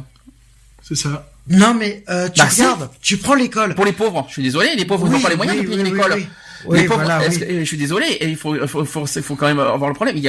Aujourd'hui, les personnes pauvres n'ont pas les moyens de payer l'école aux enfants. Donc maintenant, quelle est pour vous la solution? Lionel est à donf aujourd'hui. Quelle est pour vous la solution? Est-ce que l'école devrait être gratuite? Bien sûr. Ah bah oui. Avec tous les moyens que l'État met dessus, avec tous les millions qu'ils mettent dans l'éducation nationale. Mais qu'est-ce qu'ils milliards, pardon, même. Mais qu'est-ce qu'ils foutent avec les tablettes? Maintenant, ils viennent de passer à l'informatique. Non, mais comment ils veulent revenir? Comment veux-tu qu'un enfant soit éduqué correctement si on lui facilite les choses? On en avait parlé de ça. C'est impossible. Alors là, on est sur la version actuellement. Je pense que toutes les écoles n'ont pas l'ordinateur. Et encore, il y en a qui se cultivent avec Internet et les ordinateurs. Oui, c'est pas mieux non plus. Je tiens à le dire aussi. Pour vous, la culture, pour vous, comment il faut avoir des connaissances? On parle des enfants parce que les enfants sont les plus touchés par ça. Effectivement, les tablettes tactiles. Pour ou contre? À l'école, j'en vois pas l'utilité. Pour ou contre à l'école? Bah moi je fais partie de l'ancienne école donc je dirais à la craie, à l'ardoise, sur un tableau. Et vas-y que je. C'est ça, c'est l'ancienne école. L'ancienne école est le meilleur moyen d'apprendre et de retenir les choses. Et si vous avez un tableau numérique avec un crayon, tout ça, que tu écris, ça pose problème, ça? Non, ça me gênerait pas. Ça me gênerait pas. Ça rentrerait même pas facile. Ça rentrerait pas plus vite. Hein. Par contre, la tablette sur les bureaux, là, par contre, pour faire les lignes et les sur les feuilles et tout ça, là, par contre, c'est embêtant. T'imagines que les gamins, les gamins, ils vont avoir les tablettes sur les bureaux, mais en fin de compte, c'est même pas pour suivre les cours, c'est pour aller sur Internet, faire des jeux, des trucs comme ça. Pour vous, où est l'apprentissage là-dedans? Alors pour vous, il y en a pas. Qu'est-ce que on dit que la culture est on est censé avoir de la culture. Qu'est-ce que pour vous, on est censé avoir comme minimum de culture?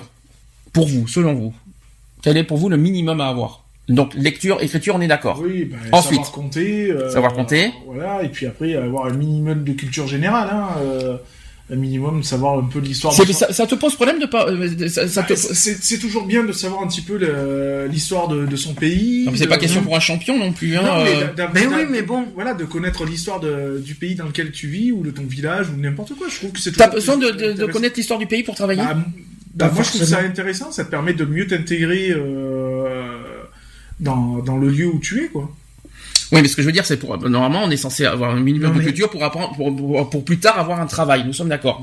J'imagine. Ou au niveau des administrations, tout ça. Est-ce que je sais pas si connaître des monuments ou l'histoire de la France fait partie, un minimum? Tout dépend de c'est sûr que tu vas faire. Le minimum pour moi, c'est connaître à la limite des dates, mais après connaître les détails, on s'en fout, quoi. Est-ce que de connaître les détails? Quand t'as des exposés, c'est plus simple d'avoir des détails. Moi, je dis franchement, l'histoire, je m'en fiche. Complètement. Il faut vivre avec son temps. Je suis désolé. Je m'en tape complètement de l'histoire de France. Ça fait partie de notre histoire aujourd'hui parce que si on est là aujourd'hui, c'est aussi grâce à notre histoire. Je suis d'accord. Donc on a besoin de savoir qu'est-ce qu'a vécu nos ancêtres, etc. Je suis d'accord. Mais alors aujourd'hui, il faut aussi apprendre à vivre avec son temps. Non, après, on va pas apprendre qu'est-ce que les dinosaures ont fait. Non, c'est sûr que là, les dinosaures, bon, c'est des nouilles, quoi. Je veux dire, ils sont morts il y a 365 millions d'années. Voilà, on en a rien à secouer, quoi. Je veux dire, ils ont fait leur temps, c'est bien fait pour leur gueule s'ils ont pris une boule de feu sur la tronche, mais bon, voilà, quoi, je veux dire. La géographie, oui, c'est important. Là, oui, je suis d'accord. Là, effectivement, la géographie, ça, c'est un truc parti. L'histoire, je m'en tape complètement.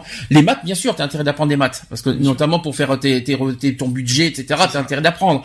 Le français, heureusement qu'il faut que t'apprennes un petit peu le français, il faut savoir ce que tu... Oui, parce que si c'est pour écrire en mode langage comme ils écrivent maintenant, ça fait peur, quoi. La lecture, savoir lire et écrire, ça c'est dur, ça aussi. Il y en a aujourd'hui qui malheureusement sont illettrés. Ça doit être vraiment dur, ça. Les personnes illettrées qui ne savent pas lire et écrire, ça doit être pénible. J'en ai connu. J'ai connu des gens qui sont comme ça, qui ont du mal à vivre et même ils sont obligés d'être. En plus, ils sont pas dépendants. Ceux qui ont manque de culture, en plus, ils sont pas si dépendants que ça. Donc, je pense que c'est un gros problème, ça aussi. Voilà, c'est pour s'exprimer, par exemple, quel genre de culture il faut avoir pour pouvoir savoir s'exprimer en public. Je sais pas exactement comme culture ce qu'il faudrait savoir. Ben déjà, c'est d'avoir un minimum d'élocution, donc il faut savoir de quoi le sujet déjà savoir aborder le sujet sur lequel tu vas parler. Avoir un minimum aussi de phrasé, quoi, je veux dire, donc de la façon que tu vas parler, de mettre pareil, l'orthographe, tout ça, de mettre la ponctuation où tu vas la mettre. L'orthographe, c'est important. Comment tu vas placer tes phrases, c'est comme toi sur certains sujets où tu as une virgule tous les 36 du mois et que tu es limite en syncope à la fin de ta phrase. Voilà, quoi, je veux dire, c'est... Alors, il y a un minimum. Moi, je sais que j'ai pas besoin de culture pour parler. La culture, en fait, alors c'est ce qui est dit. La culture permet de valoriser notre identité. Je sais pas si vous êtes d'accord avec ça. Pour prendre notre destin en main. Ouais. Je suis... La culture en général. Hein. Attention, parce que la culture n'est pas uniquement à l'école. Il y a aussi, t'as aussi le sport, les loisirs. T'as plein de choses à côté. Oui, parce que tu apprends de X ou Y personnes, de tes anciens, etc., hein, puisque tout enseignement est bon à apprendre, hein, de toute façon. Tu ne verras jamais au musée du Louvre, par exemple. Ah non, merci. Moi non, mais tu vois, tiens, par exemple, est-ce qu'on a besoin de ça pour être cultivé? Non, puis ça m'intéresse pas, quoi. De toute façon, moi, aller traîner dans des musées, même pour aller voir des bouffons en cire, de voir des stars en cire, ça m'intéresse pas. Je vois mon homme, il voudrait m'y emmener, mais je lui dis, mais tu vas payer une entrée, je te le dis honnêtement, tu vas la payer pour rien, parce que ça m'intéresse pas. Je vais vous donner des exemples concrets. Par exemple, pour avoir une bonne élocution, pour bien parler, on a besoin, par exemple, de faire du théâtre. C'est ça. Est-ce que ça, franchement, on a besoin c'est primordial, oui. C'est ce qu'on dit. Est-ce que, par exemple, est-ce qu'on a besoin de lire, 250 romans pour savoir bien parler? Non. Pas du tout. Ça, c'est une bonne question que je vous pose. C'est pas parce que tu vas lire 250 romans que forcément tu sauras bien parler. Et est-ce que tu seras forcément cultivé? Je n'ouvre aucun bouquin pour lire. C'est pas... Déjà, je déteste la lecture, donc... Bah, moi aussi, c'est pareil. Est-ce que franchement, le fait de lire, ça nous cultive? Pas forcément. On peut avoir des livres, tout ça. Moi, j'en connais plein qui ont des bibliothèques à Tire-Larigot et qui n'ont jamais ouvert un bouquin dedans. Hein. Et puis ils ont parce que c'est une collection, et puis ils gardent. Et puis ils ont une façon de parler qui est totalement voilà. Après ça reste de la culture. Tu prends des livres pour ton enseignement personnel. Je veux dire, moi mon père, tu viens à la maison, il y a des bouquins sur le corps humain, sur les plantes, enfin il y a de tout et de rien quoi. Je veux dire. Hein. Mon père était un fanat il aimait ça quoi. Je veux dire, hein, il aimait tout lire. La littérature. Ouais, il aimait ça. Mon père a toujours été un autodidacte, donc lui il apprenait par lui-même. C'est ça. Je veux dire, donc l'informatique, j'ai appris par moi-même. J'ai pas eu besoin de bouquins, j'ai pas eu besoin de quoi que ce soit. J'ai appris par moi-même quoi. Donc je veux dire. Après voilà, c'est la curiosité quoi. Je pense qu'il faut être aussi curieux. Donc la culture, voilà comment fonctionne Télécarmonde pour le 17 octobre. Ils disent que la culture, c'est l'art avec un grand A, l'expression et la pratique artistique, mais c'est aussi l'identité culturelle de chacun et celle des collectifs auxquels nous appartenons. La Journée mondiale donc du refus de la misère 2016 entend montrer que la culture joue un rôle primordial dans la construction du lien social et dans la transmission des valeurs essentielles pour le vivre ensemble. Bah après, si c'est pour apprendre, par exemple, la culture de personnes qui vivent dans un autre pays, qui vivent totalement différemment que nous, moi je dis ouais, ok, ça fait un enrichissement, quoi. Je veux dire, moi ça me gêne pas. Après, si c'est pour. Après, je vais pas te dire que de savoir que les hindous ils vivent d'une certaine manière que nous, ça va me servir à travailler demain. Mais par contre, la lecture ça sert, mais pas à voix basse. Parce que si tu veux t'entraîner, si tu veux bien parler, il faudrait que tu lises à voix haute en quelque sorte. J'ai vécu un truc, c'est quand j'étais en milieu carcéral, il y a des personnes qui venaient, puis qui prenaient un bouquin X ou Y, et qui faisaient une lecture à voix haute, quoi, je veux dire. C'est bien ça. Et puis voilà, ça faisait passer un moment, ça permet de s'évader, ça permet de changer les idées. Voilà, c'est ça, ça change un peu. Et puis d'écouter une personne qui en plus a un phrasé qui est magnifique et tout, je veux dire, c'est magnifique, quoi, je veux dire. Ça te porte. Est-ce que le sport, est-ce que c'est une culture essentielle? Est-ce que d'abord le sport est une culture? Non, c'est un loisir. Il y en a, c'est un loisir. Un loisir, des fois, c'est des loisirs. Même la musique, par exemple, la musique, quand tu apprends des paroles, ça peut être une culture, soi-disant. Oui, ça te permet de, oui. Quand tu apprends des paroles d'une chanson, est-ce que vous vous sentez cultivé? Est-ce que vous pensez que c'est une forme de culture moi non, je sais qu'après au prochain karaoké, j'aurai l'air moins con parce que je connaîtrai les paroles, mais bon voilà, c'est tout. Il y a une chose qu'on n'a pas dit en français. Vous pensez qu'avoir on va dire réciter une poésie, c'est de la culture? Non. Non, c'est un phrasé. Hein. Une poésie, c'est un phrasé. Hein. C'est comment poser? C'est des vers. C'est des vers, hein, de toute façon. Hein, donc. Faire une rédaction, c'est de la culture? Ah, une rédaction. Bah oui, parce ça que ça t'oblige un petit peu à réfléchir, à prendre des renseignements aussi. C'est comme faire un exposé, hein, c'est pareil. Hein. Tu te rappelles à l'époque où on faisait des exposés? Je connais bien, oui. Fallait faire le tour du village ou de la ville pour avoir des informations. Et en plus, c'est vrai que tu colles, tu mets ça sur le papier, t'avais 10 pages à faire, tu mets des colles, il faut que t'expliques. Oh là là, c'était lourd ça à l'époque. Mais par contre, là, l'exposé, ce qui était bien, c'est qu'après, non seulement tu écris, après tu es censé apprendre ton exposé et après tu le dis verbalement. Ça par contre, c'est vrai que ça c'est quelque part quelque chose d'intéressant. Ça te permet de maîtriser un certain sujet, donc voilà. Alors attention, question piège. Est-ce que l'ordinateur est une culture? Il peut être source de culture. Wikipédia.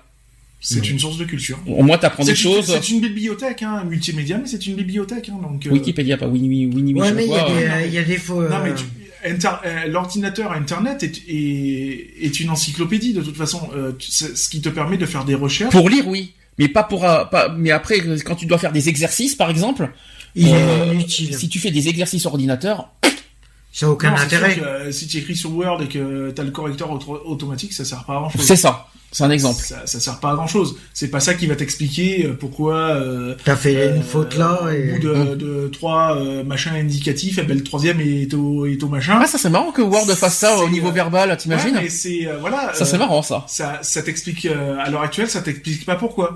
Pourquoi là tu vas mettre EE alors que toi t'aurais mis ER par exemple. Ça va pas te dire pourquoi.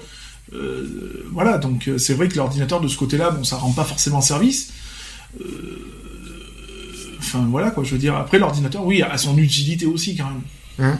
Donc elle est pour vous, on va dire qu'est-ce qui est primordial au niveau culture. Donc on l'a déjà dit, donc tout ce qui est orthographe. Moi j'ai dit, il faut pas avoir peur de la curiosité aussi, c'est-à-dire de s'informer, de poser des questions. Voilà, on a tous une façon de vivre qui est complètement différente des uns envers les autres. Voilà, c'est tout. Tout est bon à prendre chez l'autre, quoi. Hein, je veux dire, il y a rien à laisser. Bon, après, il faut pas non plus faire tout et n'importe quoi. Mais moi, je pense que la curiosité est bien. Est-ce que vous voyez d'autres choses? Par exemple, tu vois, faire la visite de la citadelle, c'est de la culture. Pourquoi faire? Bah pour savoir comment elle a été. Ça t'apprend quoi exactement? Ah bah moi, je suis désolé, ça m'a appris beaucoup de choses sur Napoléon, par exemple. Oui, et ça t'apporte quoi pour l'avenir? Ah mais l'avenir, je m'en fous de l'avenir. C'est mon enrichissement personnel, c'est tout. Ouais, alors ouais, d'accord. Voilà. Donc ça revient ce qui est dit. Oui, voilà. Après ça dépend. De musée, de Après tout dépend ce qui te passionne et ce que tu veux faire de ton avenir. En fait, je pense que c'est ça après comme tu dis l'enrichissement personnel parce que ton enrichissement n'est pas forcément l'enrichissement des autres. Tout le monde, bien sûr. Voilà. Si t'as besoin de te cultiver par exemple dans des musées tout ça pour ton avenir. Tu vas te cultiver par exemple sur l'informatique ou des trucs comme ça. Pas forcément non. Non mais c'est un exemple. Moi je vais être plus basé sur l'automobile ou des trucs comme ça que toi ça va pas forcément t'intéresser. L'automobile, ça m'intéresse pas, première nouvelle. Non, mais c'est façon de parler. Non, mais c'est, voilà. Oui, mais je vois ce que tu veux dire. C'est façon de parler. Moi, c'est comme les, D'où pourquoi les métiers sont différents. Par exemple, tu es obligé de te cultiver pour faire un métier. Moi, je vois des maçons qui kiffent leur métier, quoi. Je veux dire, pour eux, ils vont te monter un mur comme si qu'ils récitaient une poésie, tu vois. Toi, t'es là, ouais, putain, monter un mur, pour moi, c'est barbant, quoi. Je veux dire, à la rigueur, ouais, je préférerais 100 fois faire une poésie, quoi. C'est con, mais c'est comme ça. Oui, là, c'est con, oui, je te l'avoue. Non, mais c'est pour t'expliquer que, voilà, on a tous une vision d'un enrichissement personnel. Je veux dire, un mec qui va monter un maçon qui va monter une baraque, voilà, il va être content de son boulot, tu vois, il va aimer avoir fait ça, il va être content, tu vois. Tu vas arriver devant, tu vas te dire, ouais, ça va, je t'ai pas trop foulé, quoi, c'est du béton, c'est du... Il y a quoi dedans, quoi, je veux dire. Ben voilà, quoi, c'est chacun à son truc. Moi, je kiffe la musique. Bon, ben voilà, on n'a pas forcément les mêmes styles de musique qu'on aime, quoi. Je veux dire, moi, je suis. Et les films, ça sert à cultiver. Moi, c'est comme le tatouage. Est-ce qu'on peut regarder des films en se cultivant? Ça dépend quel. Ça dépend quel film. Ouais. Ça dépend quel film, c'est sûr. C'est sûr que si tu regardes la fiction... Si tu regardes les griffes de Freddy, les griffes de la nuit, tu vas te dire, ouais, je vais me cultiver sur quoi? Pour être un serial killer, pourquoi pas? Ah, punaise. Voilà, il y en a, il faut les jeux vidéo, mais là, il y a pas de culture dans les jeux vidéo. Hein. Sauf les jeux, alors bien sûr, les mots-mêlés, les sudoku, parce que ça te permet de calculer aussi, des épreuves cérébrales aussi, par exemple. Ou des jeux de rôle. Tu prends des jeux de rôle qui se passent dans le Moyen-Âge, le médiéval, tout ça. Ça peut être intéressant parce qu'à travers certains jeux, tu apprends certaines choses. Tu te dis, tiens, bon après tu vas me dire, à l'heure actuelle, qu'est-ce qu'on en a à foutre que l'autre, elle s'est faite guillotiner la tronche. C'est ça, c'est juste ça. On en a rien à foutre. C'est ça. C'est-à-dire, même si malheureusement ça fait partie de notre histoire, mais les générations à venir, tu vas leur dire, ouais, Marie-Antoinette, ça te parle, il va te dire, ouais, je sais qui, quoi. Ouais, mais maintenant, tu l'aurais importé facilement. Et ça les intéresse pas, je veux dire. Bah non. Nous, à notre époque, bah ouais, ok, oh putain, ouais, t'es guillotiné, t'imagines qu'une décapité de la tronche et tout. Bon, ça te refroidissait 5 minutes. Je veux dire, là, à l'heure actuelle, décapiter les mecs, ça les fait rire, quoi. Ouais. C'est limite, ça va les faire rire, quoi. Je veux dire, ça leur donne même envie de reproduire le truc. Et que, alors, donc, pour vous, donc, il y a des choses inutiles et des choses qui sont utiles. Qu'est-ce qu'on, justement, pour vous, qui sont utiles? On va terminer là-dessus parce qu'il est 16h45. Est-ce que, quels sont pour vous qu'est-ce qui est utile, en fait, pour se cultiver? Pour vous, qu'est-ce qui est essentiel? J'ai entendu l'orthographe, par exemple. L'orthographe, la lecture. Le BABA, hein, de toute façon, l'écriture, la lecture, un minimum de lecture, bien sûr. Sans rentrer dans les détails non plus. Le calcul, ouais. Moi, je dirais la curiosité aussi, parce que de regarder, tu vois, de regarder des gens faire certaines choses. Par exemple, un ébéniste qui fabrique un meuble, je trouve ça intéressant à voir. Oui, parce que ça t'apprend. Parce que déjà, lui, il partage son métier. Ça veut pas dire que forcément. C'est ça que je voulais dire après. C'est pas forcément que tu vas aimer ça, mais c'est une transmission. Alors, moi, il y a autre chose qu'on se dit. On apprend beaucoup les choses par soi-même. Moi, personnellement, j'ai toujours vécu comme ça. Hein. Est-ce qu'on peut apprendre aussi des autres? Bien sûr. Ah bah oui. Dans quel sens? L'expérience d'une vie, de personne peut influencer sur une autre personne. Je veux dire, toi, t'as une façon de faire, par exemple, dans ton quotidien, par exemple, tes factures, tout ça, t'as une façon de faire que moi, j'ai pas la même façon de faire. Ben, peut-être que je vais prendre un petit peu exemple sur toi, pour voir si ça peut pas mieux coller avec moi, tu vois, et peut-être mieux m'organiser. Bah tiens, je vais te prendre. Donc forcément, je vais apprendre de toi. Savoir faire, ne pas savoir faire. Oui. Je vais te prendre un exemple qui m'est arrivé cette semaine. Or que je travaillais, on a reçu une personne, un ancien militaire qui se retrouve dans la merde. On a commencé à discuter. Moi, je lui ai donné Des outils. des éléments, C'est pareil. des éléments de ce que je connaissais par rapport au niveau des guerres et des armements. Il m'a dit, mais c'était pas du tout, j'en ai appris. Alors tu lui donnes des éléments, donc l'eau, la terre, le feu, l'air, et tu lui donnes des armements en plus. D'accord. Non, Fais mais, gaffe, hein. non, mais des éléments sur l'armement, oui, J'avais compris. sur l'armement, et il m'a... Si tu donnes des outils, Et tu donnes le franchement- marteau, Et franchement, sur ce qu'il m'a dit, franchement, je m'aperçois que je me suis fait des idées Regarde. sur ce qu'on nous a appris par rapport à l'armement. Or, c'est faux. Alors, juste une chose, après, Lionel, je te laisse la parole. C'est, quand on apprend des autres, c'est bien. Mais par contre, que la personne se sente supérieure au niveau culture, ça par contre c'est quelque chose que je déteste.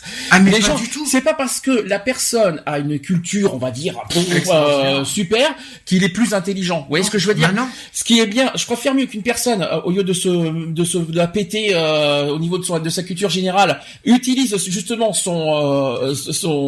justement ses compétences en le transmettant justement aux personnes qui n'ont pas la même chance que lui, parce qu'il faut se dire une chose, c'est pas parce que t'es plus cultivé que t'es plus intelligent, ça n'a rien à voir, c'est qu'il y en a qui n'ont pas la chance d'avoir une culture, et que au lieu de rabaisser les gens qui n'ont pas de culture, transmettez vos connaissances. Là, par contre, c'est ça je me demande si c'est pas ça le thème dans 2 jours, le côté vivre ensemble, le côté. Mais c'est le côté partage de connaissances. Je pense que c'est sur ça qu'ils ont dû se baser. C'est sur le partage de connaissances. Je pense que c'est de ça. Oui. différents horizons Je pense qu'ils que ont c'est ça, voulu ouais. donner. C'est Par comme- rapport à la c'est comme culture, le tu prends secourisme. par rapport à la cuisine. Le secourisme, on apprend des gestes, on apprend à sauver des vies de personnes qui ont déjà appris, des anciens, etc., etc. Nous, on apprend avec des nouvelles techniques. Qu'est-ce qui leur fait plaisir au résultat? C'est pas que t'aies ton diplôme. Bien sûr. C'est que toi, C'est que après, les tu tes puisses connaissances. tu puisses Eh oui. transmettre Ces au moment où connaissances. tu vas sauver une vie sur un accident ou quoi que ce soit, malgré tout, tu vas transmettre quelque chose parce qu'il y a des gens qui vont te regarder, parce que tu ne fais pas ça à l'abri des regards, et il y a des gens qui vont s'informer et des gens qui vont venir vers toi. D'où pourquoi Et- la curiosité. C'est ça. Et qui Oui, vont venir, d'accord. ils vont te dire, ah ouais, ça c'est bien et tout. Écoutez, si vous voulez en savoir plus, vous pouvez rentrer et apprendre plus d'avantages. Et pour en apprendre plus d'avantages, on vous invite à rentrer au sein de notre association, etc., etc. C'est une transmission de pensée et c'est ce qui s'appelle aussi de la com. C'est de la communication de toute façon. Regarde, par exemple. C'est con, hein. Toi, par exemple, t'es pas fort en orthographe. Je vais pas te rabaisser parce que t'es nul en orthographe. Au contraire, je t'ai dit, tiens, il faut faire ça, il faut faire ça, il faut faire ça. Mais c'est ça le truc. Mais bien sûr. C'est ça qu'il faut faire. Pas, par exemple, on peut le dire, hein, c'est pas un crime. Tu sais pas, par exemple, faire un budget. Ça, c'est clair que le Voilà. budget, Ça s'apprend. Il suffit de venir en disant, voilà, je ne sais pas faire un budget. À toi d'avoir la curiosité. En fait, je pense que c'est ce que Lionel ça. veut dire. Savoir comment ça se fait. Faut pas avoir peur, quoi. Je veux dire, c'est ce que moi je dis à mon homme aussi. Je lui dis, mais on s'est pris la tête hier par rapport à ça. Je lui dis, tu te soucies de savoir comment je fais pour payer les factures, comment je J'ai fait non parce que tu me poses jamais. Je lui dis, c'est pas à moi de venir vers toi et te dire, tiens, regarde comment je fais. C'est pas pour moi qu'il faut le faire, c'est pour toi. Donc c'est à toi de prendre l'initiative. ouais, c'est de l'initiative, ouais, et de de le te faire. dire, le jour où t'es pas là, où je vais me retrouver tout seul, tiens, fais-moi voir comment tu fais pour que je puisse plus tard m'en occuper, ou alors si t'es pas disponible, que je puisse le faire moi. Voilà, c'est tout. C'est ce qui s'appelle de la transmission de pensée. T'es pas que... Pas transmission de pensée. Hein. Non mais, Non, mais c'est transmission de savoir. Oui, plutôt, oui. Tu n'arrives pas à poser un collet cervical, tu vas me dire, ouais, putain, je galère et tout, nanani, nanana. Je vais te faire voir une fois, je vais te faire voir C'est deux ça. fois, 3 fois, 4 fois, 20 fois s'il le faut, jusqu'à temps que tu maîtrises le geste parfaitement. Je vais te dire, et puis il arrive à un moment donné, tu vas me dire, ouais, putain, j'en ai chié pour le passer, mon PS1. Mais en Ouais. attendant, je l'ai passé parce qu'on m'a cassé les couilles derrière à me montrer des gestes, à me les machins, nanana. Mais maintenant, je sais faire et je sais de quoi je vais parler et je sais ce que je vais transmettre. Est-ce que vous avez quelque chose pour finir là sur la culture? Est-ce que vous avez des messages? Alors, je pense on dit pas mal de choses. Avoir la curiosité pour apprendre, on va dire. C'est ça que j'ai. Il faut en quelque part provoquer les choses Voilà, pour apprendre. Il faut un peu provoquer le destin, quoi. Je veux dire, hein, c'est pas c'est pas la culture qui va venir à nous, mais nous qui allons vers la culture. Donc il faut. Et c'est con à dire. C'est pour ça que je regarde les jeux TV des fois aussi. C'est ça. Parce que les jeux TV, Mais des fois, moi, t'apprends des choses que tu sais pas. Tu hein. vois, tout Mais comme ça moi, t'aperçoit. je regarde les 12 coups de midi parce que bon, ma mère elle regarde ça. Mais des fois j'entends des trucs, je dis et je réponds. Et puis quand le gars il donne la réponse, tu dis ouais c'est ça et ta cousine, et que tu te dis la réponse elle est bonne, tu te dis bon d'accord, ok, bon bah je dormirai moins con ce soir quoi. Je veux dire, mais bon ça veut dire que l'information que t'avais eue était pas forcément la bonne, mais en attendant tu te dis ah ouais bah ok, j'aurais pensé plutôt que c'était une plante ou un truc comme ça. Bah non c'est une statue. Bon, bah voilà quoi, c'est con mais c'est comme ça quoi. Ouais, tu t'aperçois, il y a des fois tu te fais des réponses, que tu t'imagines même pas que t'avais la réponse. Donc, en conclusion, oui, on a besoin de la culture, la culture pour avancer, pour avoir une vie. C'est ça. Voilà, pour. Ouais, mais une culture trop facile. Après, par contre, après quelle trop facilité, c'est pas bon. Donc pourquoi encore de la pauvreté? C'est tout simplement parce que les pauvres n'ont pas forcément accès à la culture, et donc il faut leur donner les moyens tout simplement d'accéder. C'est bien que des fois il y a des musées qui font des entrées gratuites ou des trucs comme ça, pour justement laisser aux personnes l'accès, un accès total à la culture quoi. Je veux dire, les bibliothèques, les médiathèques, les théâtres, voilà quoi. Je veux dire, moi tous les ans au Festival d'Avignon. Tous les ans dans le Festival d'Avignon, t'as 2 jours de festival où c'est totalement gratuit, quoi. Je veux dire, où c'est ouvert à tout le monde. Bon ben voilà, je pense qu'on a fait le tour. On va faire une conclusion rapide sur la pauvreté. Je pense qu'on a tout dit. On a eu les coups de gueule sur la politique, les coups de gueule sur pas mal de choses. La culture, on a fait le tour. Oui. C'est bon. C'est bon. Bon, ce qu'on va faire, j'espère que les auditeurs qui nous ont entendus sont d'accord. Certains seront pas d'accord, certains seront d'accord. À vous d'en juger. Si vous avez des réactions, soit nous joindre en direct, soit même nous envoyer des messages sur notre Facebook, si vous voulez. S'il y en a parce qu'il y en a qui n'osent pas parler. Justement, d'ailleurs, en parlant de ça, je vais faire une émission spéciale sur ça, parce que comment animer une émission radio, et puis quels sont les éléments pour bien animer, même chroniquer, tout ce que vous voulez. On va essayer de faire un truc là-dessus, parce que j'ai l'impression qu'il y en a plein qui nous écoutent. Je vous rassure. Oui, devant un micro et devant une caméra. C'est ça. Oui, merci. Non, mais voilà, s'il y a des radios et la s'il y en a qui croient que c'est facile de faire une émission radio. Non, télé surtout. Mais, non, mais même que ça soit émission, tu vois, quand tu vois des. On n'en parle pas tout de suite. Ça sera un sujet de toute façon que je pense qu'on va faire en novembre-décembre. Donc on va faire un débat là-dessus. C'est pas un débat, c'est plus aussi pour pour donner aux gens de vouloir s'exprimer sans parce qu'il y en a plein qui n'osent pas. C'est quelque chose que je comprends pas. Aujourd'hui, on vient d'atteindre les 70 000 podcasts sur notre site. Le site association, pas le site Digipod de iTunes, tout ça. Sur notre propre site, on est à 70 000 écoutes, c'est quand même fort. Merci d'ailleurs à ce propos. À tous ceux. Mais bon, ça n'a rien à voir. Mais bon, il y a des gens qui nous écoutent et qui n'osent pas parler. Merci à tous ceux qui écoutent, et tant pis pour ceux qui écoutent pas. Oui, et puis dommage que vous ne participez dommage que vous ne participez avec nous. Tout ce qu'on demande, c'est avec vos propres mots, vos propres pensées. C'est ça. De transmettre vos pensées avec nous sur ce qu'on dit, parce qu'on n'est pas forcément, on dit pas forcément tout, et on n'est pas forcément tous d'accord, et on sait pas forcément tout. Et on ne sait pas forcément tout. D'où pourquoi la culture. Et on a besoin de vous, justement. Tiens, ça tombe très bien que tu dises ça. On a besoin de vos cultures, justement. C'est ça qu'il faut ça c'est pas mal, c'est bien la transition. J'aime bien jouer celle-là. Oui, parce qu'on a besoin aussi de leur culture pour avancer. On a besoin des uns et des autres pour tout conseil, même toute connaissance, conseil, reproche, connaissance, tout est bon à prendre. C'est ça. Et même les reproches. C'est sûr. Ça, tout à fait. Retrouvez nos vidéos et nos podcasts sur www.equality-podcast.fr. On ne choisit pas sa couleur de peau. Encore moins les tourments hétéros. Qui sommes-nous pour juger ce qui est bien ou mal? Dis-donc pas que chaque homme est égal. On ne choisit pas sa couleur de peau. Encore moins les tourments hétéros. Qui sommes-nous pour juger ce qui est bien ou mal? Dis-donc pas que chaque homme est égal. Voilà, c'est fini. À très bientôt.